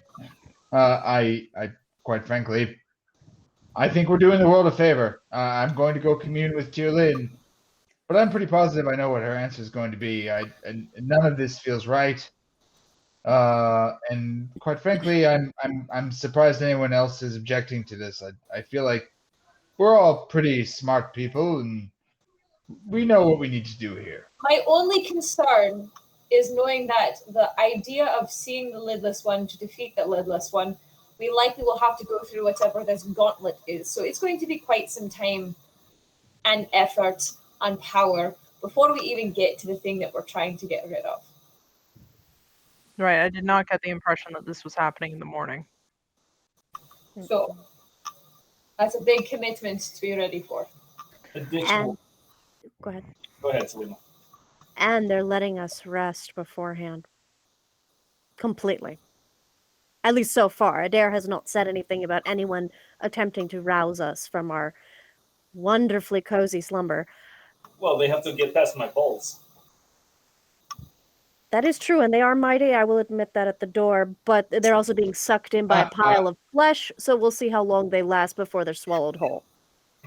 Uther's just dying laughing. Uther thinks it's the funniest thing he's heard in a long time. I don't know if Actually- it's the Bang talking, but I do want to know how big they are. It's the Bang Actually- talking, isn't it? It's the Bang. Okay. That is something we need to be aware of. Well, the things that we leave on the floor get absorbed into the floor, so Thurgle, if this entity is absorbing information that way, that's no longer a surprise element. Oh, that is fine. You can take those balls. No, I'm saying if this entity is able to absorb and replicate, from what we've seen so far, it's possible that that will be something that is thrown at us because it's now something we've introduced to the environment. I don't think he can replicate metal or whatever those balls are made of unless he shapes them out of stone. Possibly. I don't know. It's a lot of information I'm missing here. That is fair. But also to bring into point the fact that they are openly saying they want to share this type of community with essentially the rest of the world. I'm pretty sure there's going to be wars against this, uprisings. So we would not be the only ones that would want to prevent this from taking over. So And I do have to side more with Uther on this. so be it. And they're hardly innocent. That's something that's worth remembering. Those entities that we saw, Thea and Uther, it was the day that you guys were in here arguing about your gods. There were some figures that we passed that were humanoid in shape with large tentacles protruding from their back. Those were the ones we fought to get into the city. They're not simple to fight. They are fast. And they're here. They're originating from here. This is the first time I've seen them peaceful. They were coming up out of the ground and attacking villagers at Bluxford. So I don't know. I don't know if we can even see any sort of innocence in that. That's their peaceful negotiations, right?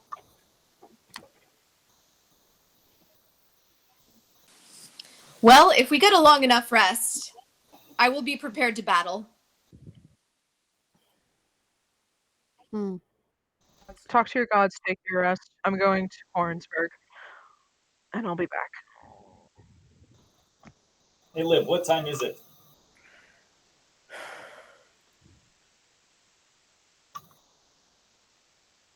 It's whatever time 3 in the the morning. obsessive is. 2, 3 in the morning at this point. I've lost a little bit of my keenness because we've been underground and it's very confusing. From what you can recall, I mean, you do have keen mind, so you have pretty good beat on passage of time for the most part. Maybe 2 or 3 in the morning at this point. It's getting really late. You guys are getting really tired. He was not kidding when he said it's so late it's early.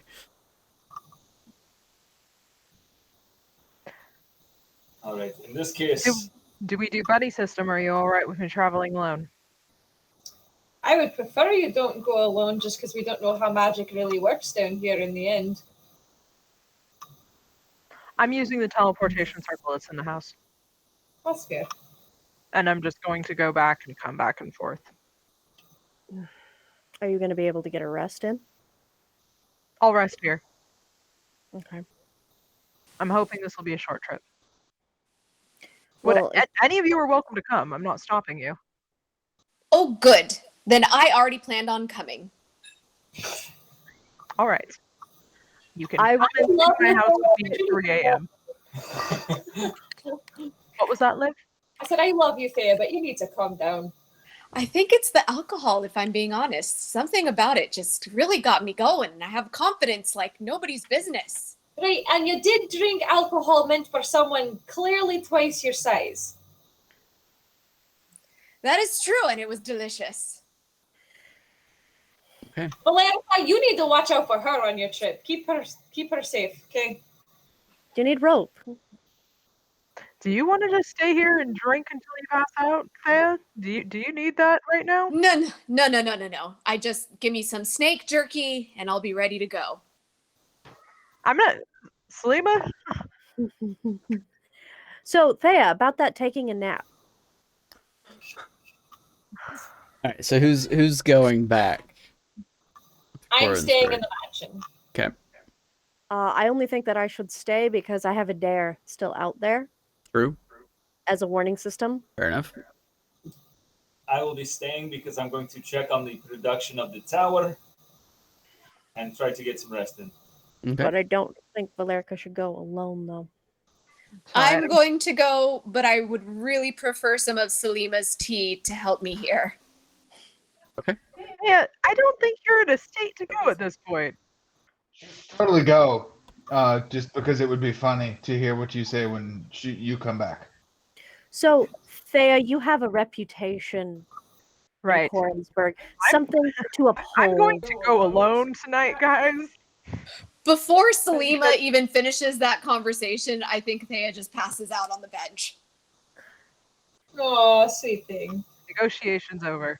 I'm All going to right. call a construct to come and take her. Please, for the love of the stars, something take her. Please. Just too bad. Isn't even that strong. This is the biggest lightweight I've ever seen in my life. I'm going to fabricate arrows Sure. on my arm. Just a general comment.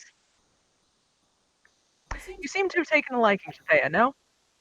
I don't know what you're talking about. Right, you don't. So, if you would like in any capacity for that to be reciprocated, a gentle and favorable tongue goes a lot further than blatant fucking criticism, okay? Yes, it does. Okay. And I leave. So much Alarica, heat. take care. I always thought a firm and active tongue was better, but that's okay. Going to sip my tea and then go to my rock. And I'm going to All right. teleport into the Kornsberg house. Okay. This is not going to go well. Okay. Where are you going?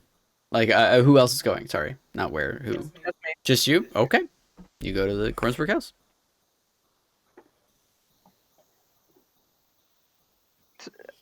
You teleport into the room bearing the permanent teleportation circle. Mhm. Don't seem to be any guards or anyone around right now. There's no guards. Not that you can see. Call out to see if anybody's there. You hear from behind the door a shuffling, kind of light armor and clattering of like a spear. And door swings open. The shocked face of a very young, probably new guard. Were you asleep?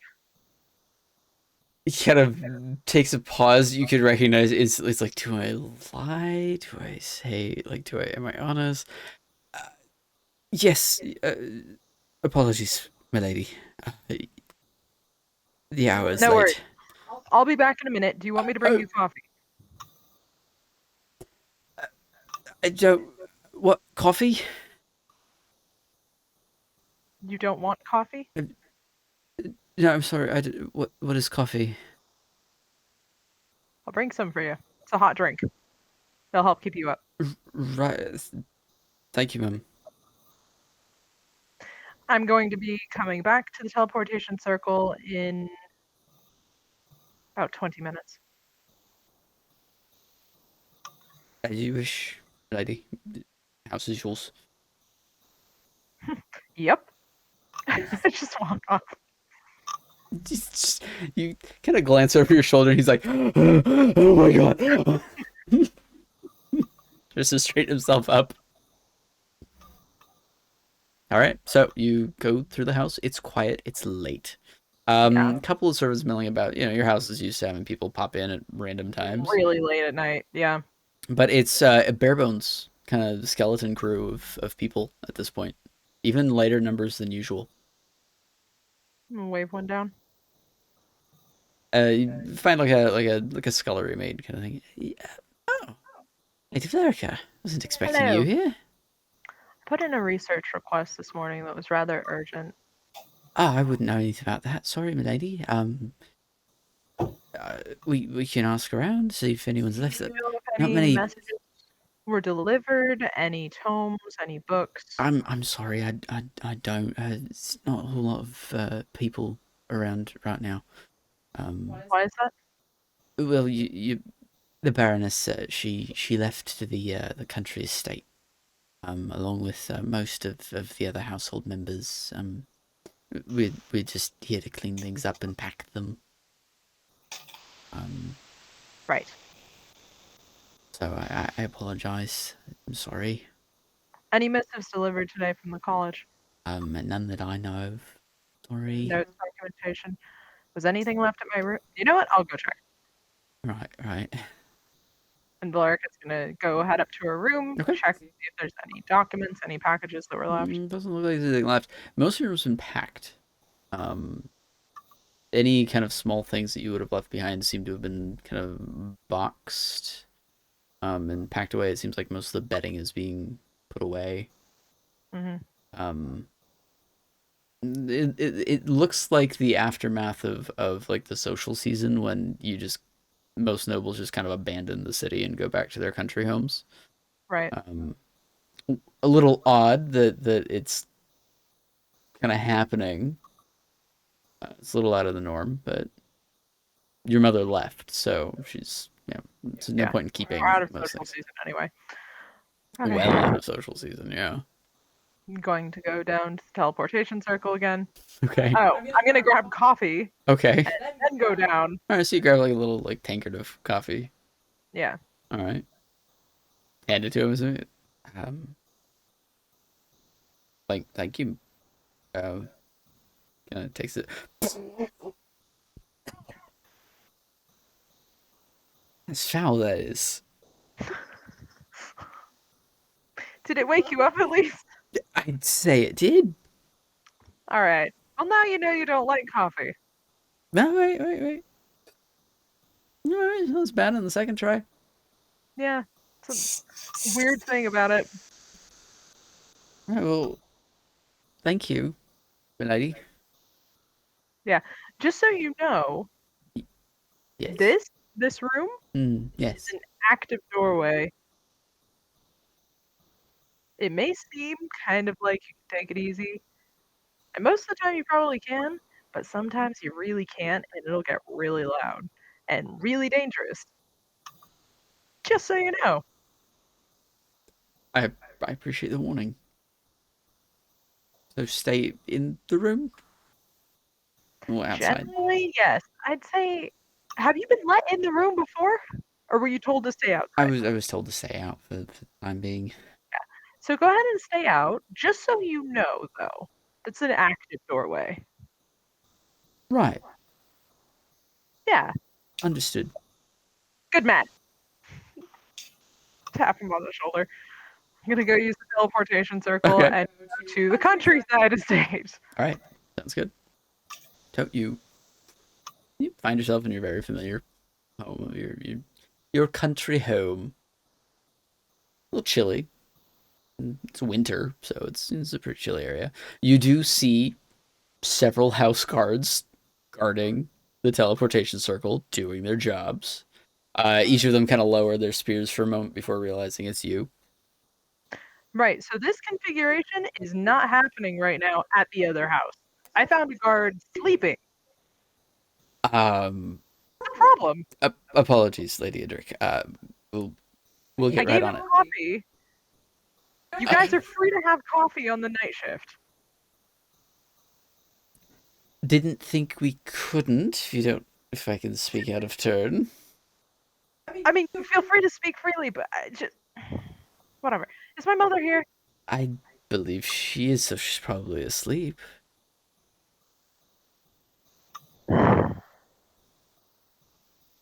I'm sure the Unfortunately, Baroness would love to see you. They kind of catch themselves. Like, it's way too casual. yeah. I feel like with my house guards, like when we're in the middle of the night, I'm just kind of casual with them. Yeah.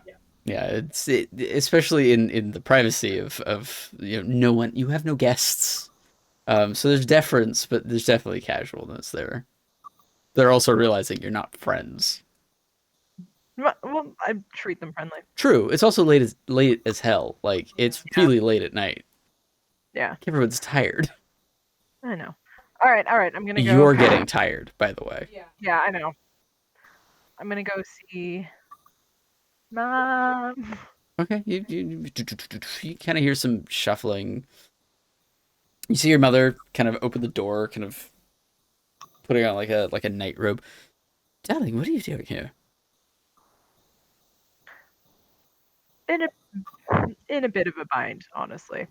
Yes, last thing I knew, you blackmail. Yeah, that hasn't changed. Right, but you're here. currently, yeah, teleportation circles are great. Yes, they are, but you're here. That's not a good thing. You know they'll be Right. watching. So, first of all, we're in your room. No one can see into your room. I know that. Right? Here's the problem. This is not a normal contract. We're going to be killing several hundred sentient beings. This is a bit of a massacre, and I need more information on the target.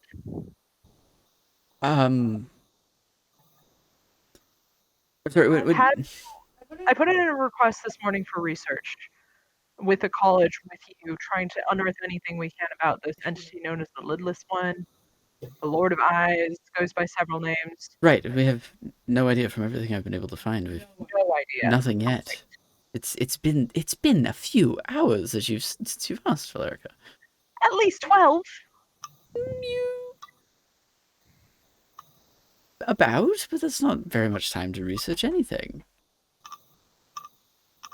In less than a day. And it's 2 in the morning. This is the first available chance I've gotten to stop by. Now I understand, and of course I'm happy to see you. But tell me a little more about what you're dealing with. We'll see if we can figure something out. I tell her everything.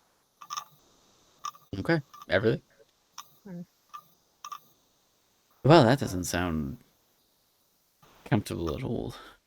They had tentacles coming out of their backs. Their skin was inside out. There's somebody that had an entire eye for a face.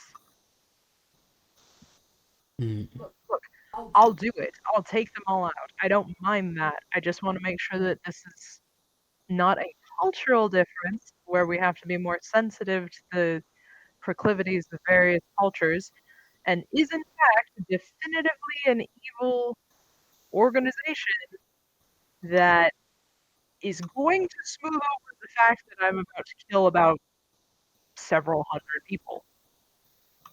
Well, thankfully, most of the time when it comes to these things, if you cut off the head and kill the snake, as it were. So I don't think that you're quite at the point where you can face hundreds of people, darling. I'm very confident in your abilities and those of your friends, but hundreds is a lot of people at one time. So, Do you know of any binding rituals that could work for this entity? I doubt it's actually a god. oh, goodness, it's I doubtful. don't happen to have any, like, gems of binding lying around. No, I'm sorry. Any binding ritual like that would take months to prepare and probably days or hours to cast. Right. There's a reason more powerful beings aren't bound at a more regular pace. Sounds like you don't have much time, though. No. So?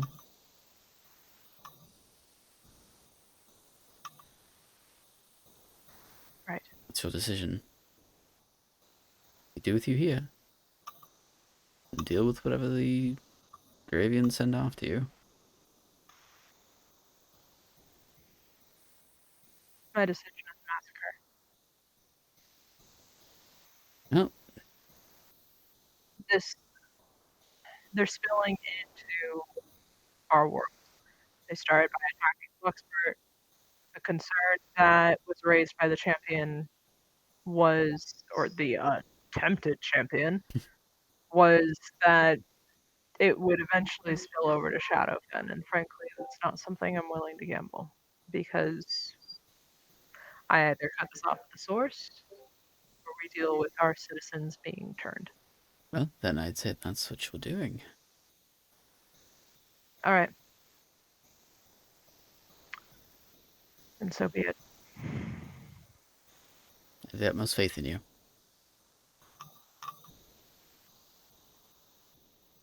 This isn't going to feel good. Our life isn't easy. Difficult choices need to be made every day. There was an artifact that I'm beginning to regret letting slip through my fingers. You'll find many such things in your life. Do you have any books or documents on the Ingvar dynasty? Dozens. May I borrow a few? By all means, the library is yours. You know that. I'm gonna grab any tomes that I can find on like legitimate study that was done into arcane rituals by the Ingvar dynasty. Okay, yeah, you can find a couple of kind of discussions and treatises. Okay.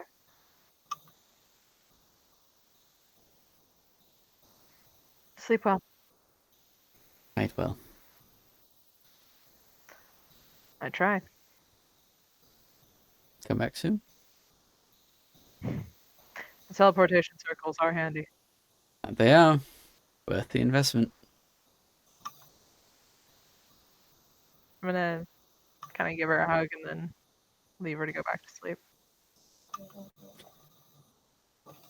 Okay. As you're walking away, you hear her kind of call back. Oh, before I forget, I'm sorry. Yes? We heard word from your father. Really? Yes. Okay. It seems like he's made some progress. Penis, fuck, shit, balls. What? Not on mute, guys. Definitely thought we were. My bad. Totally, it was. Well, it seems like he's made some progress. But we may need you and your brothers and possibly your friends to help out. Is he? Everything's fine. He's fine. But we might need a few more magical items. The golden one is hungry. Has there been another request issued? Directly from your father this time. So, if you find anything special, be sure to bring it back and we'll send it off. Thought you might want to know and give you something to come back for. Right. Times are changing. Traditions die as they must, it seems. I'm sorry, what? Mother, what is going on? I will tell you more when you No, come no, no, back. no, no, no. I don't have time. I don't even know if I'm coming back. This is the one time I'm going to insist. Please tell me. Please tell me. What are you talking about? My father's been missing for half a year. You finally hear something, and the dragon is issuing more requests?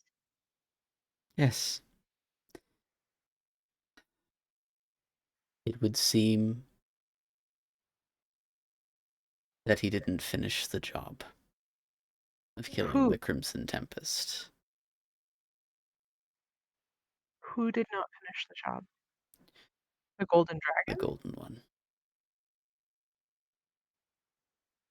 And he's been keeping him occupied all this time.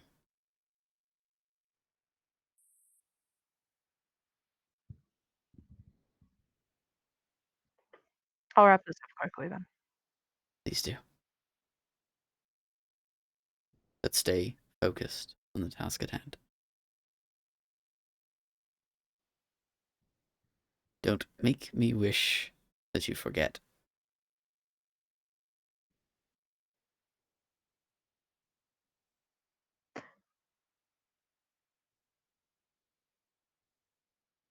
Do my brothers know? They've got their own dragon problem to deal with. No, they took the dragon contract. Well, yes, of course, but they're still trying to find out what's going on. It hasn't been very long. It's been a few weeks. Oh, I may God. just summon them back early, though, depending on what develops. Okay, I understand. All right. Hmm. Well, go on. You have a not god to kill? Mm-hmm. I'd say Do we have might weapons of mass destruction in the house? none that I can spare right now, unfortunately. Any? I told you he was hungry. We're fucked, aren't we? Well, I was debating telling you. So, hurry back. If you find anything, that would be great. Do you want my staff? Goodness, no. You're going to need it. When you return, maybe. I'm loath to part. Oh, damn it. I sold the scrolls. Oh, they wouldn't have done much anyway. Alright, so legendaries only. I'll take mundane things, too. Alright. Go on. You need rest.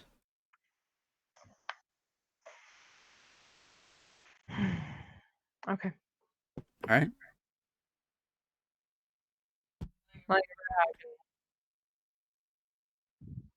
damn it. Just like swearing the entire way down to the Sure, a teleportation. couple of people look at you like, what is happening? Don't kill me. Don't fireball me. No. Teleportation circle back to Okay. the cube. All right. And So during that time, what have you guys been doing? I know that there's been a commune happening. I was gonna say that's kind of what I was doing. All right.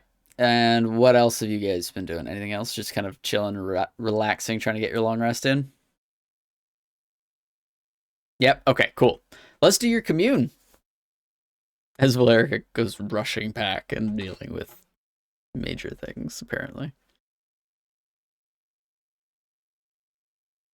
You're muted. So, Yeah. So Uther's gonna go to his room, Okay. where he is not judged for nudity or excessive eating or drinking.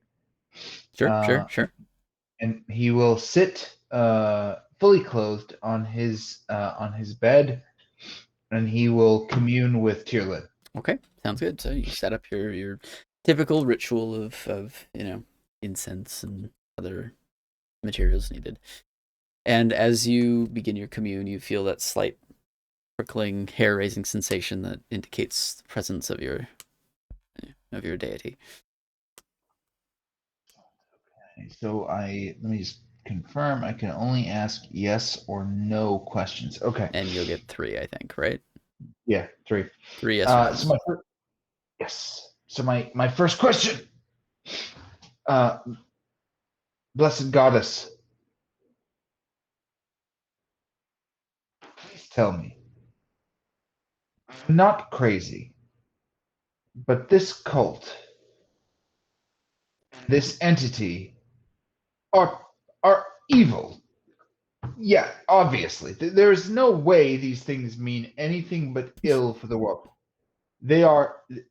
It is right for me to want to smite these deformed mutant crazies. Yes or no? Okay.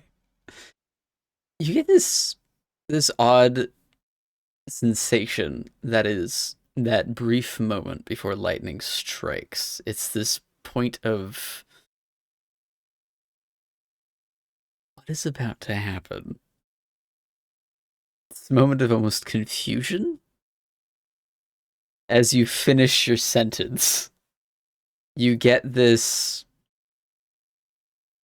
slight shock along your arms that runs up your spine, kind of gives you that like body tingle. That is a general kind of assent, like probably sounds right. You are kinder even than I. But I understand these things are wrong, and I will rid the world of them. And thank you for your guidance. My second question: this lidless one, this demigod of many eyeballs, this soon-to-be pseudo-deity of the black eyes, is he a god or not?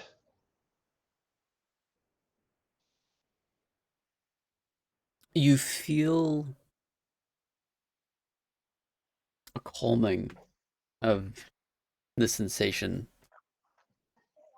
that electrical pulse coursing through your body, and you feel a stilling of the air around you. Having sailed on a few ships yourself, you are familiar with the doldrums, the dead wind that is calm and difficult to move through. You get the sense of uncertainty.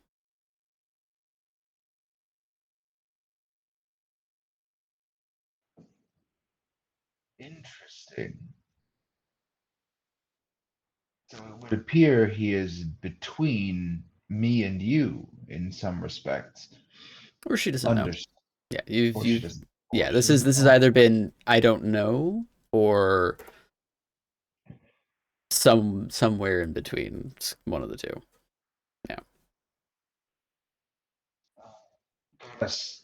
My final question. Mm-hmm.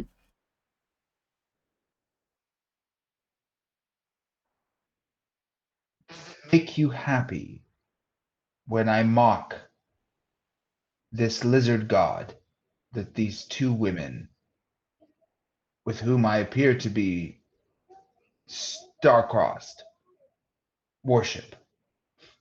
Do you laugh, even a little, when Bahatmat, or whatever his name um, is made fun of? You've climbed the highest peaks of your isles. You've gone swimming in the frozen lakes. You've felt cold before, but nothing like this.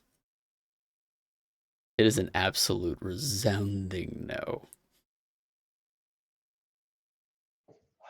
Fine. Almost frigid beyond compare. I get the point. I'll be nice to the giant lizard. That's fine. All right. Right? You get a brief, as your commune ends, you get a brief kind of tickle of lightning across your face. It's you too. All right. And thus ends the commune. That ends the So commune. then, I love how your communes are always conversations.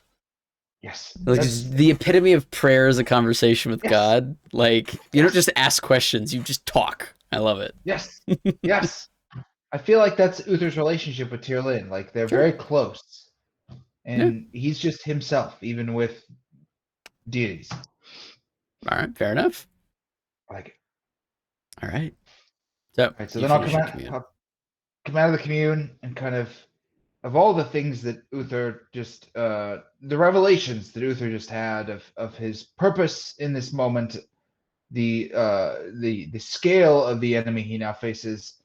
The thing that sits with him the most is he can no longer make fun of the lizard god. Correction, the benevolent dragon deity, and he is a little sad. And it he sits with that, and then he absorbs it, and then he goes, okay, no more jokes about the dragon, and he resigns himself to that, and then he leaves. Okay. Sounds good. Sounds good. Wait, he leaves his own room? He's got his own room. No, he leaves his own room. No, he leaves his room. Correct. Yes. This was yes. It took a lot for him because he knows he has to go out of that room and see Got Thea it. and Okay, now- Valerica. Yeah, he's about to have to. He's gonna eat some humble pie, and that's not easy for Uther. I like the imagery of sitting in your room like I can't even be here anymore. I'll show my way out. That is absolutely what happened. Yes. Understood. Get out of my Let me room. know- It's my room. GM, let me know when I'm back in the scene. Okay. So guys, the rest of you said you were kind of resting. So Uther, as you leave, most people are kind of shutting down. I'd say about 20 or so minutes later, you pop back in. But I will have Salima, before you retire for the evening, please roll a perception check for Adair. Is Sparks there or no? You Because didn't. I teleported around a You lot. didn't declare as such, so. He was outside sitting with. Oh, he was. Must have missed Yeah, that. I just don't know because I was teleporting what the rules are between dimensions. Oh, fair enough. He's really far away from you, so communicating that way is a little difficult. Yeah, that's fine. Yeah, that's fine. That's gonna be oh, his passive is 14. No, that's 16. 16? Okay. No, wait, plus 4. No, 17. Sorry, it's plus 4. Okay, 17. That changes everything. Perfect. As you're retiring, you do a little check-in. No word of note. No, nothing that stands out. Okay, so Valeria, you come back. What you doing? I want to jump. Live in. I was gonna say I want to jump in here. Yeah, Uther's, so I'm like if you're out, Valerica comes in like flaming, Literally? like livid. No, like circlets going, like energy, like crazy, like looking frantic. So feel free to stop her. Uther's sort of he has to have a conversation with Valerica, but sees her and goes, You were "Not right now." right. We are killing everything in here. Everything. Okay, I was going to say something nice, but if this is not the time, that's fine. You tell me. Speak if you must. Want to get set on fire again? Okay, all right. I'm going to say something nice. I spoke with my goddess. She wants me to apologize for making fun of your dragon god. I am sorry. Apparently, he's okay. I will not call him the lizard god ever again. Apparently, they're cool. So I wanted to say I apologize for making fun of him. Appreciate All it. right? Okay, all right. All But right, fine. we're killing everything. Yes! This is a Everything. great, fantastic segue. I agree. Excellent choice. Yes. However we're doing it, yes, you win. I agree. Let's just go. I'm tempted to start tonight. Yes. I couldn't agree more. I am bored. I am angry. I am upset that I had to apologize. I'm ready to smash things. Just point me in the direction. Let's go.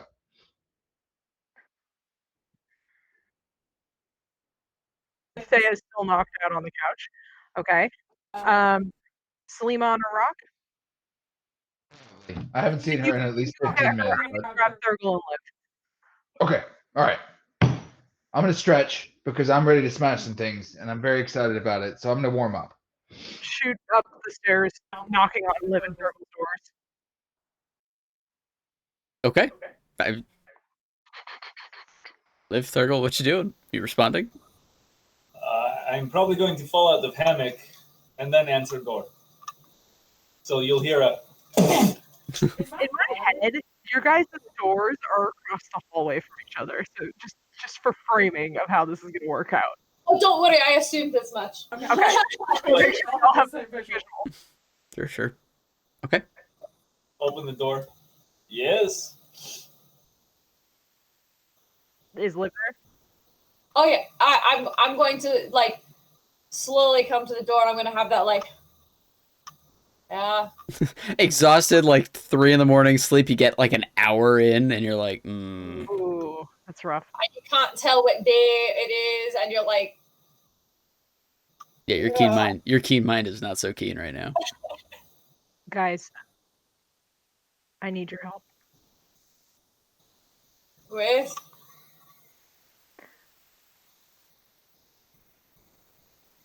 You remember how I said the family was good? Is the family not good? No. No, it's not. And we're needed back immediately. Which means this needs to end now.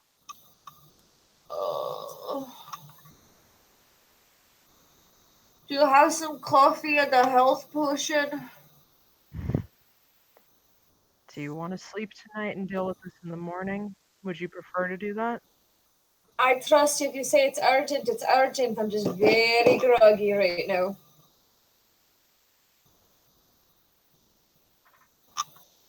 with pressing matters as they are, do you want us to be our most efficient, or does it need to be done immediately?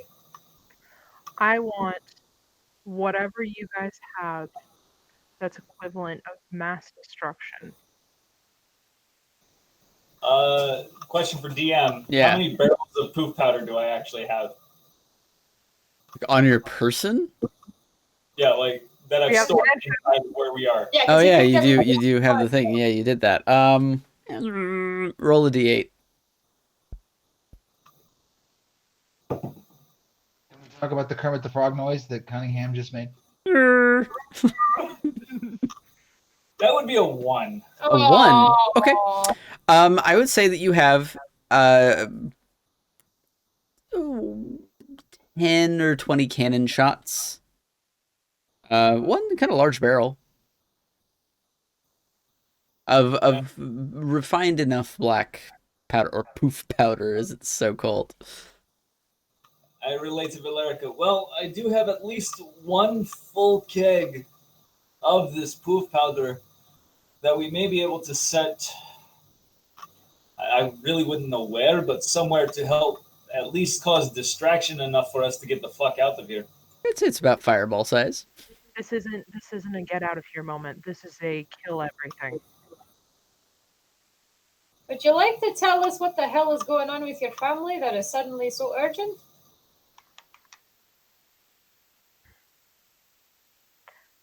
Evidently, we're being summoned to aid in the fight against an ancient red dragon. Oh, I don't know what that means. It's the reason why my family got wiped out. Oh, That that thing. Got that it. Have you told the others yet? no. Dargo, you ready? Do we need to sleep tonight? Before you guys get all completely up, do we need to sleep tonight? Because we need to kill everyone here immediately and get back to Thornsburg. To ensure everyone is at their most combat readiness, yes, everyone needs to rest the full night. I think unfortunately he's right. Who would have thought words of wisdom from this fucker? All right. You're right. Uther, did you go get Selima at any point? Or... Not. No. Okay. I'm far too excited about like I killing literally, everyone. the last thing I said to you was go get Selima. No, He's way like, too "I fixated on. No, way too fixated on violence and smashing. Absolutely, totally lost Just track. walk of it. around like, "Yeah, Yeah, let's go." yeah, I'm doing. Uther's doing push-ups. Like he's jumping up and down Okay. in the lobby. Sounds good. Way too fired up. Did Okay. any of us wake up Thea? See, Um, she's drunk, so I don't know if we should right now. make a Constitution check, Thea. Yeah, she's blackout drunk. There's no way.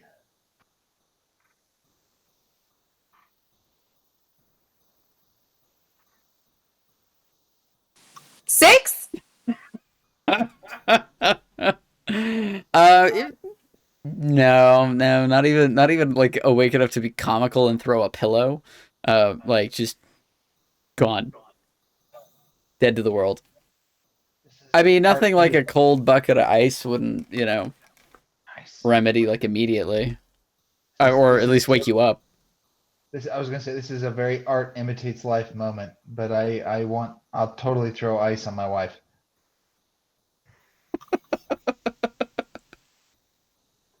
Oh man. Okay, so what you doing? You getting a rest, or are you going now? As For us. yeah, that? as excited as I am, I'm pretty worn down. The fight with the giant eyeball wall wore us all, I think, a little thin. We probably need some rest. Okay, sounds good. All right, then at that, you all return to your various resting places. Some of you sleep more fitfully than others. The excitement of the situation and the tension of new information kind of keeping you awake for a little bit, but you do all complete a long rest.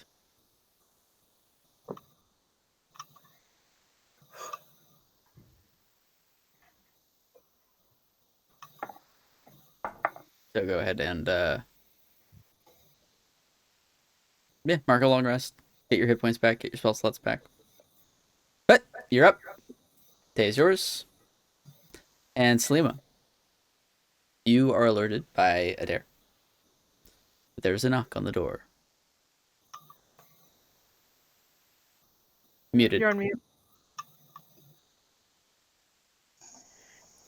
I immediately run inside the house and start saying, "We need to go. Someone's trying to get inside." All right. Let's go. I'm gonna Right. take whatever last jerky I've got. Yeah, Chunks. clerics and people Sure, preppers. Thea has a snack. Before we leave, I realized I got very excited. Valerica, I got very excited by what you said, and I forgot to tell you a couple of important things. I communed with Tierlin. Now they're knocking on the door. It's important. I must tell you. You can walk and talk. I will make time for you, Uther. Tell me what's going on. Okay. Thank you. I need to go to Adair. Go ahead. TLDR later. Thank you. Priorities, but okay. Thank you. I'm out. All right. Fine. I'm here for you, Uther. No, talk to me. I'm Okay. here for you. The first thing, totally on board with smashing everybody because Tierlin told me that this whole thing, it's pretty evil, and she's completely on board with us killing and removing this thing from the world. So, Great. second thing she told me, whatever this multi-eyed thing is that is doing all of this, she doesn't know if it's a god or not. That I don't know if is that good news, is that bad? It's not something that is obviously on her scale because she would know, but it could also just be something that she's not familiar with. So Once a day, correct? yes, correct. DM. Mm. I would like to either make a history or religion check if I could know Mhm. what would be in the maybe territory for a god. Roll a history check or a religion check, rather. Religion? Yep. Which apparently I'm proficient in. So Selima, 18. 18. Okay. As you exit, you hear kind of a soft rapping on the door, and you hear the sound of the speaker calling to you. It is time to wake. I need you to make a wisdom saving throw for me, please. Me? Yeah. Fantastic. Water, okay? 14. 14? Okay. Sounds good. Nothing. Okay, fantastic. So I'm gonna go into the door. I'm not gonna open it because I don't. Are the cannonballs still there? Yeah. Oh, fantastic! They didn't sink into the stuff. Doesn't look like it. I'm going to lean into the door a bit and say, just a moment. We're rousing the large one. They take longer to get up than others. Just will be just a moment. But thank you for your awakening moment and your kindness. I appreciate it. Of course, sister. Come, Eagerly wake up. await. Okay. Come on, everyone. Come on. Come on, everyone up. Oh, we lost the. It's not what I meant by wake up. Definitely not. I gotta fix our things. Hold on one sec. We shuffled. Yeah, we did shuffle. Okay. So an 18 on your religion check. Yes. Okay. So with the 18 on your religion, I would say that gods, most gods anyway, are not all knowing. They tend to know of their domains, and that's about it. Okay. There are a number of creatures that exist beyond the realms of the known planes that the gods may or may not know anything about. The kind of in-betweens would be things like There we go. Back to normal. In betweens would be, demigod-like beings, very powerful, patron-like creatures, but they tend to be aware of those for the most part. Mhm. So this you could surmise that this is either something that is either very powerful, but Tyrlin specifically is not familiar with, or is something that is not of this of the known creation. Is there like in this world? Is there like a known pantheon? Like, do gods generally know each other? Yeah, yeah. All gods that are known to exist and have made themselves known tend to know of and keep terms with one another to some degree. Now, okay, refresh my memory. Yeah. Has anybody actually referred to this entity as a god yet beside itself? Not that you can remember. Nothing so explicit. Okay. Okay. Okay. I relay all of that to Uther. Okay, sounds good.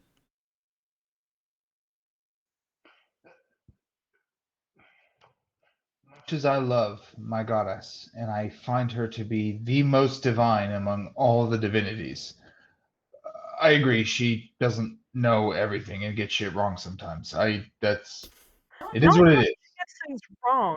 It's just I don't know.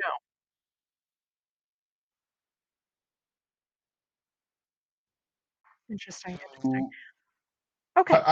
I wonder when do you or the incapacitated Thea potentially have the ability to speak to Bahamut about this? Oh my god, is she still asleep? No, you're awake by Yes. this point. Okay. First thing in the morning, you'll be fine. You got more of a long rest than anyone did. That's what I was actually wondering. Is it worth Thea trying to commune with Bahamut? Thea, Yes. hey, welcome back. Here's the update. We're killing everything. They're knocking on our front door right now, so we need to move immediately. And if at some point you can communicate with Bahamut and figure out anything that he may or may not know about this entity, that'd be really helpful. I will do that right away. Okay, Standing behind Uther's gonna carry Valerica. because we need to move. Yeah. Uther's Okay. standing behind Valerica doing literally counting off the things she's saying, being really obnoxious. Like for no reason at all. Okay. Sounds good. Sounds good. All right. So are you going to take the 10 minutes to commune or are you going to leave?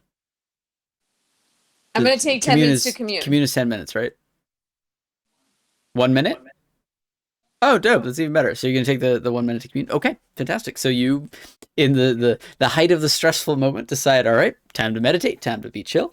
You lay out all of the necessary components for your meditation, and you do indeed feel the presence of your deity, the warm yet still somewhat cold feeling surrounding you. Distant and detached, but welcoming and interested. Bahamut, we need your help more than ever at this moment in time. I must ask you to lead us in the right direction. Do we fight what is to come in front of us? Do we protect the people that are there? Do we leave this place? I'm so confused. Please send me something. Send me something that tells me we are on the right direction, the right path, or stop us all at once if this is not what we should be doing. Okay. So to clarify for GM's sake, those are your 3 questions. Are we fighting the things that we're supposed to fight? Do we continue on or do we leave? Yes. Okay. In response to your kind of rapid succession, you get the ponderous, thoughtful kind of atmosphere that is known of Bahamut and his kind of slow deliberations of things. To answer your first question, you receive almost like the tightening embrace of wings surrounding you. Typically, they've been primitive. Fighting is probably the thing you should do. Your second question was, are you saving people? The envelopment of the wings around you loosens slightly, and you feel this air of uncertainty of, I don't have enough to render judgment. And kind of that cold pullback of, I'm not going to take a stand. And as for your third question, you feel a sharp kind of pull back of refusal. You get the sense that you must stay. No, you must not leave. And slowly the commune fades as you receive the answer to your three questions.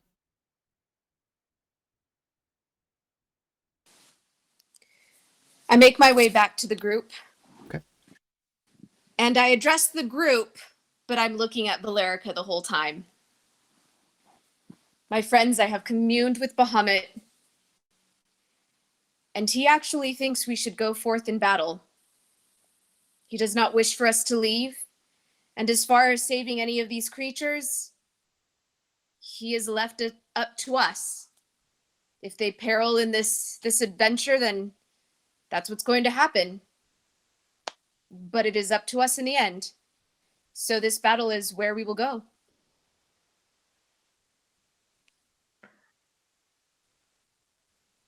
To be more transparent, stakes have changed a bit for me. I'm needed elsewhere and interested in resolving this as quickly as possible. I don't have any time to waste.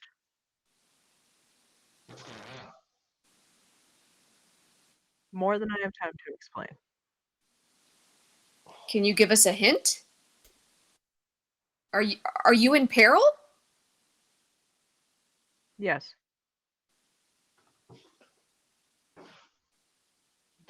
To help. And does it involve hurting things? Probably. What are we waiting for? We got to take care of this first. Takes the hammer and starts like swinging it, doing some stretches, like warming up. Like, Okay, first decision we need to make right now. Are we going to start leveling everything, or are we going to try to run the gauntlet and get straight to the big thing? this thing set up some sort of a game that it wants us to play. I say, fuck this game. We kill this thing and everybody that worships it, and we get access to it until we run the game. That's the thing. We're sure about that? We're sure about that? It is everything that we've been able to find out so far about it. It will not talk to us. It will not reveal itself until we do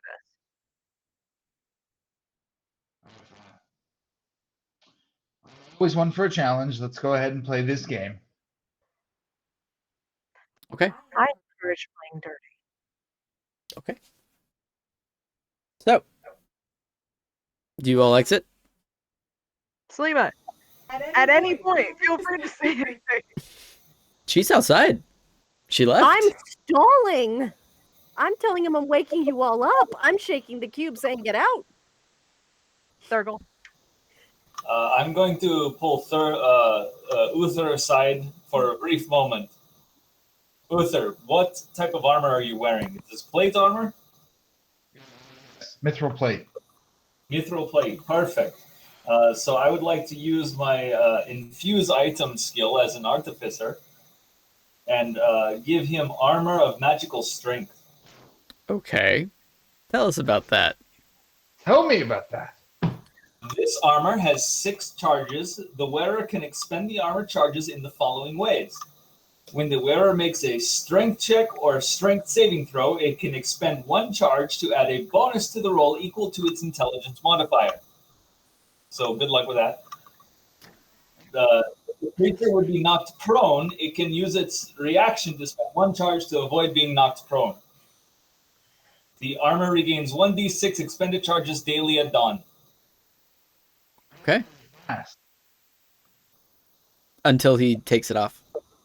Until he removes the infusion. Correct. It's there indefinitely until removed. I'm excited. Okay. So, And then I go over to Thalea. Thea. Thea, excuse me. Thalea is where we are. My apologies. that is the world, yes. My bad. And Thalea, Yeah. do you carry a shield or Thea? Jeez. I quit. I'm going home. This is why we don't let him drink. He already can't keep names straight. Thea, son of a bitch. Do you carry a shield? I'm sorry, what was that? You were speaking to Thea from Thalea? Yes. Long distance call. Do you accept? Yes, I do accept. Do you carry a shield? I don't. No. No, What she's- type of weapon do you carry? I This is have a- a stellar short bow. She's an archer. She carries a short bow. So, a short bow, is that considered martial weapon or simple? Let me double check. I think it's a simple weapon. I think it is too. Perfect. So I'm then going to infuse simple. that weapon Okay. with enhanced weapon, which gives this weapon a +1 bonus to attack and damage rolls made with it. Oh. Okay. So temporary +1 weapon. And essentially, this is valid at least up until 1 day after I die. Gotta love those artificer skills. Why, thank you, Thurgle. You're very welcome. I feel we will need it in the coming battles that are very near. Okay. Sounds Hey, good. Liv, Hmm. got some weird stuff. You want to play with toys today? You know, Valeric, it's been a long time since you've asked me that kind of question. But sure. This is an assassin's bracer. Oh no. It gets a little weird. Ingvar Dynasty stuff is weird. If you put it on, your hand will fall off and go fight by itself under your control and then come back when it's done. Does combat? Can I choose which hand? Yes, it's the hand that you put the bracer on. I'm just checking. The reason I ask is because my secondary weapon tends to be my bow, and I kind of need 2 hands to be able to use that. I have a light crossbow if you'd rather use that today. So you can use it one-handed and have your assassin's hand decapitated, run around and slapping people. Why the fuck not? Oh my god. Okay. So GM, can you explain the assassin's bracer? And I'll give you. I literally have a light crossbow with 20 crossbow bolts. Okay, so the assassin's bracer is an old an old piece of magical equipment from the period of the dynasty where it allows you to remove your hand, which would then turn into a crawling claw, which is basically like a small summon. You lose the use of that hand, but you can reattach it with an action if you so choose, and it's got its own stats and everything. It can be destroyed, it can be killed, it can it's like it's an undead technically. But it allows it to operate it completely independently of you. It'll have its own like initiative count and everything. And where might I find this to add this to my inventory? Homebrew stuff. It might be in the item listing. I'll have to double check. I'm not seeing it, that's why I asked, so I just want to make sure. Okay. Um, I know I can get the Yeah. crossbow in there. I give this one to a cleric. So I'm gonna put the orb of create undead away to pass to Selima. Create undead. And Attempted to want to claim that, but it's not this character. Right. Um, Thea. Hi. I need you to pack healing spells today as much as possible. I'm gonna give you this, and Valera can hand you a spindled crystal that's mounted on a leather cord. If one of us is dying, this will put us back up on our feet very quickly without you having to expend a spell slot. You just need to get it to them. I'm just trusting you to keep us alive through this. And here's another necklace. It's a ruby necklace, 48 healing, right off the bat.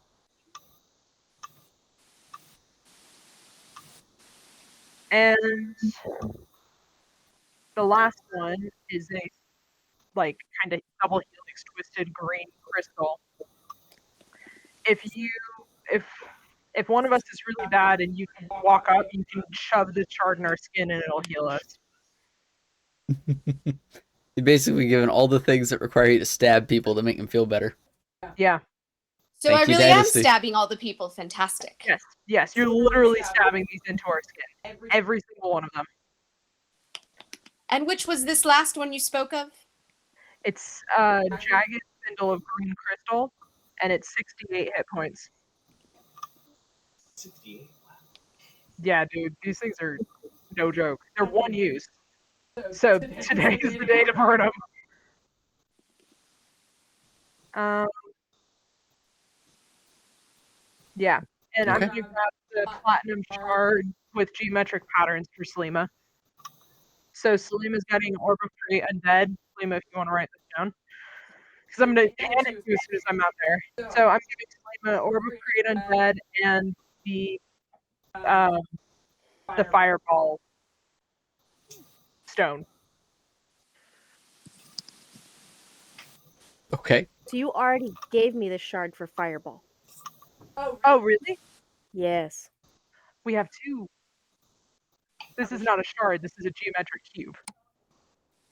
Oh, yeah, because no, you gave me a shard to cast Fireball. Now, okay, Orb of Create Undead. Yeah, and circle. I might have to add that one in too. Okay, this is your flavor. Valerica pulls out a red dragon scale.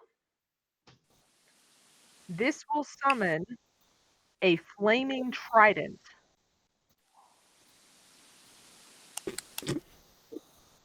Here you go. Have fun. Luther looks a little jealous. You said a flaming trident? Yes. I'll send you the steps for it. It's one use. Thurgo gives Valerica a big hug. Which, only reaches about her waist. I hug him back. I'll You know- send you the stats for it. Valerica, remember, you can always change me back into a dragon when you need it. I really wish. You know what? I might try today. Okay, so Selima, they've been doing this for a long time. A good 20 minutes. Because that's how long you guys have been talking. The cultist has long since stopped talking. The speaker is no longer saying anything. He's been quiet for a long time.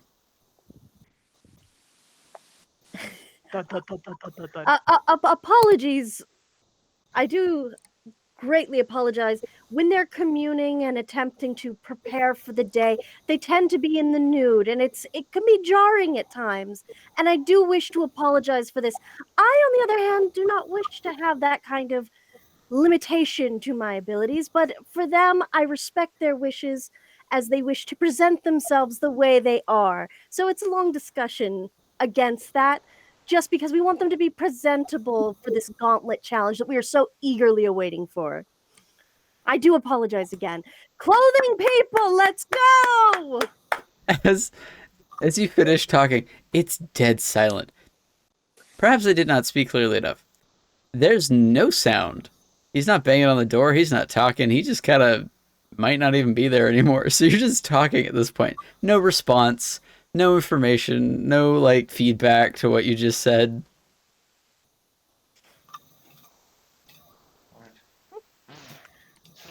Since we've dug this Sarah, go hole, home. Uther's going to dig it slightly deeper. Friends.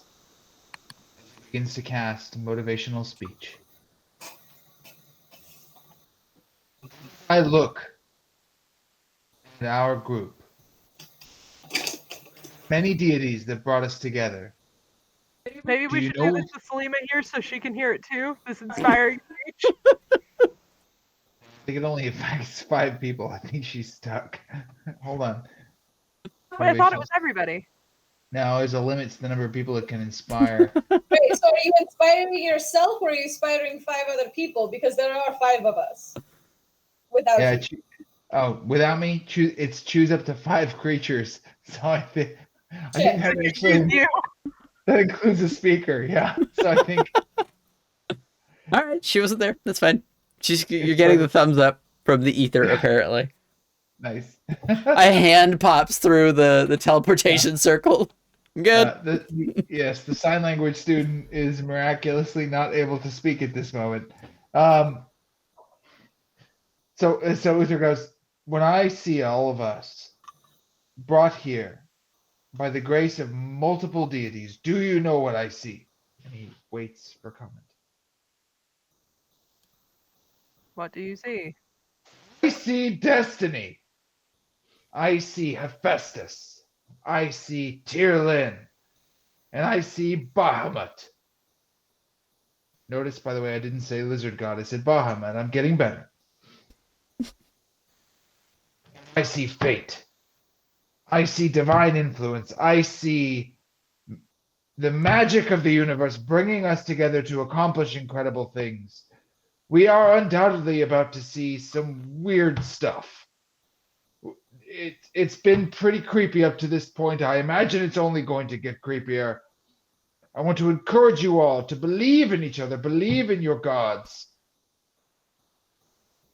and know that we will win. We will conquer. We will vanquish this enemy. For surely such heroes as us were not brought here to fail. We were brought here for glory, for victory. Good time. Every once in a while, we're gotta have some fun. So, This is wonderful. Thank you. Are we inspired? Oh yeah. so for the Magically next, so. So even if you're not, you are. yeah. So for the next hour, everybody has 5 temporary hit points, and you have advantage on Wisdom saving throws. Perfect. If you are hit by an attack, you have an advantage on the next attack roll that you make. Once you lose the temporary hit points, the spell is over, so you don't get any of the other benefits. So you've all got +5 temporary hit points because they cast it at level 3. Okay. So go ahead and add your temporary hit points. Mark down in your notes that you have advantage for a while.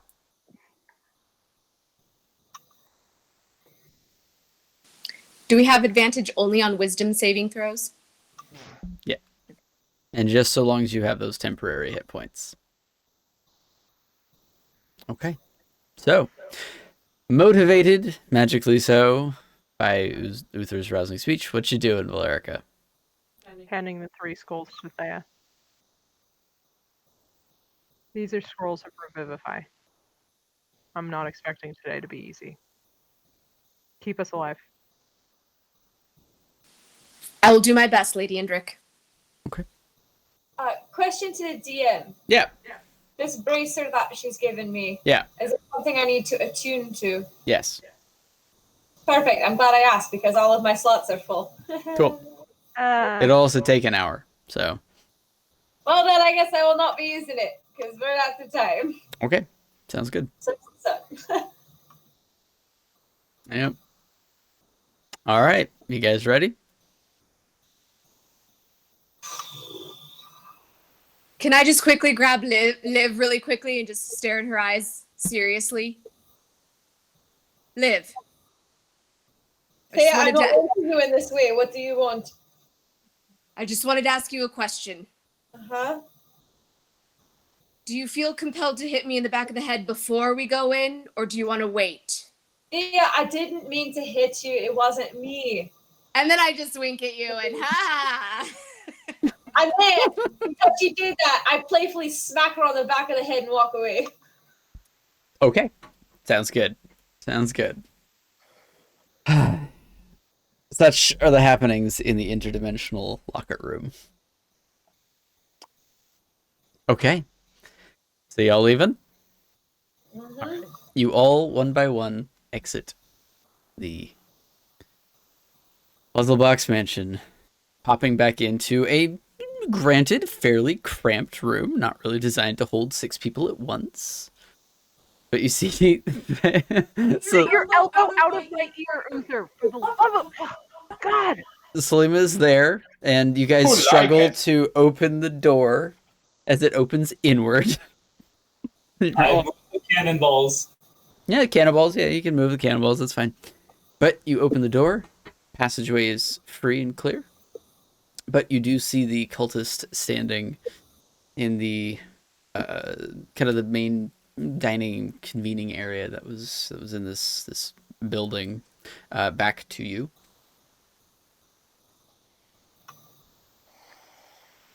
Good morning.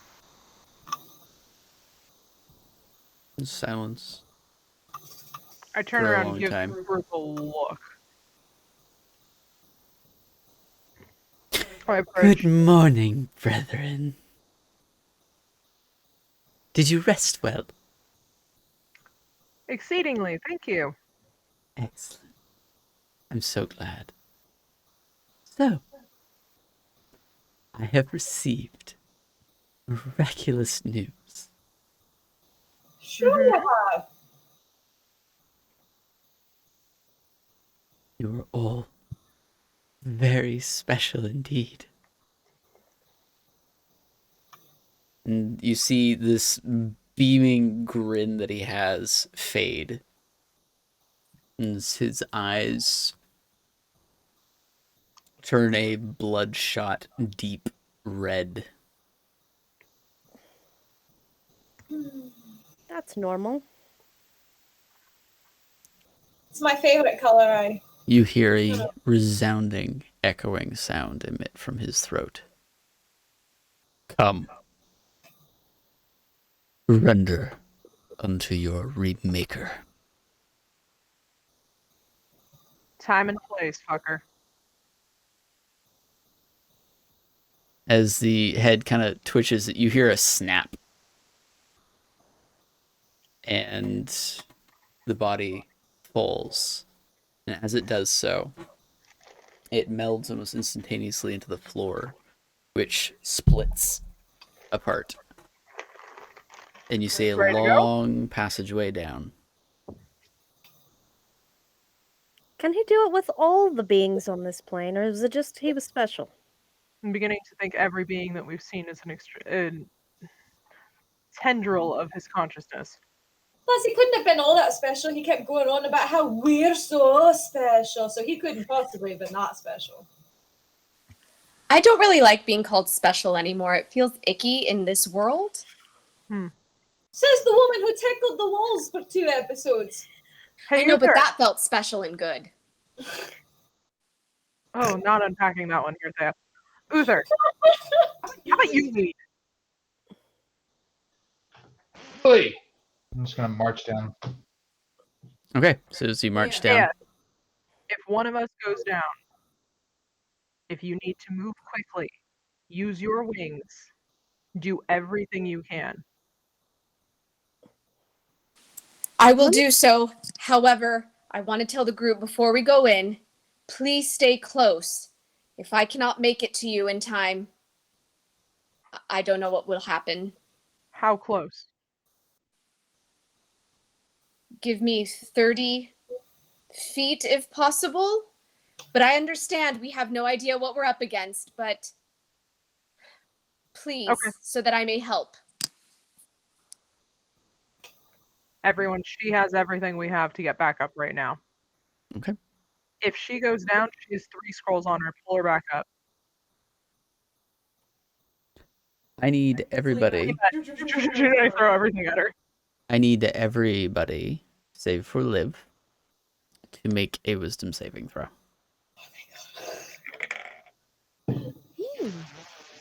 Have advantage. Yes, Advantage, right? No, I don't. The limit is not now. 19. 19? Okay. 22? Okay. 19 for Thea. 19? 25 for Thurgle. Okay. Thank you, Uther. I love you. And Uther, what'd you get? Okay. It's a 21 if you don't speak Starbucks. Funny. So, Uther, Valerica, Thea, what did you get again?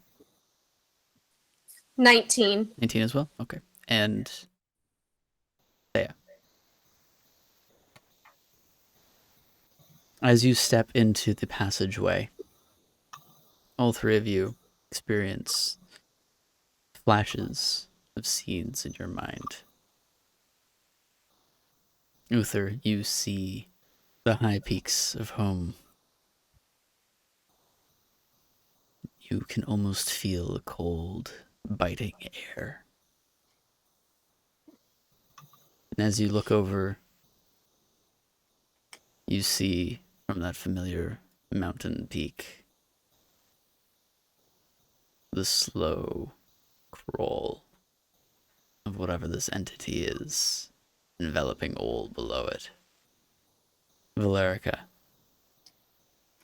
you see your family. You see the golden dragon. You see the red dragon. You see everyone you've ever fought beside. And you see the unstoppable tide of change. Thea, you see the streets that you grew up on, filled to the brim once with beggars, urchins, merchants, tradesmen, guards, criminals, everyday citizens. You see the high, rich temple of Kornsberg, sanctuary to your deity, all filled to the brim with writhing, undulating, oozing piles of flesh, bizarre creatures walking those streets. As all three of you hear that same resounding voice now in your heads. I know all of you. Come and see what role you'll play. That's where we're gonna end the night. I don't want to end. I know, but it's getting late. And it's either that or we, play for the next 4 hours. Right. Hey, question to the DM before we officially close out. That pebble that I took from the hag cave from the first set of these eye folk that we defeated, has it done anything since we've been in here? No. Okay. Just curious. Yep. Okay. Sounds good. Well, thank you guys. We did get a raid, by the way. We got a We raid. did. Yes, Yes, we we did. were rated by -1 chat. Oh, very -1 awesome. charisma. -1 charisma. Well, you know what? I appreciate that -1 charisma. That's awesome. Okay, well, thank you guys very much for watching. Thank you for sticking with us, and we will absolutely see you guys next week for whatever craziness this is. To all of our viewers, we are working on the technical difficulties that we had from last week, so hopefully they've been fixed this week. If not, make sure to check out our VODs on YouTube. We're working on making sure our internet is all stable and taken care of. But thank you guys very much. I appreciate all of my players. I appreciate all of my people and all of the viewers. So we will see you guys next week. Bye.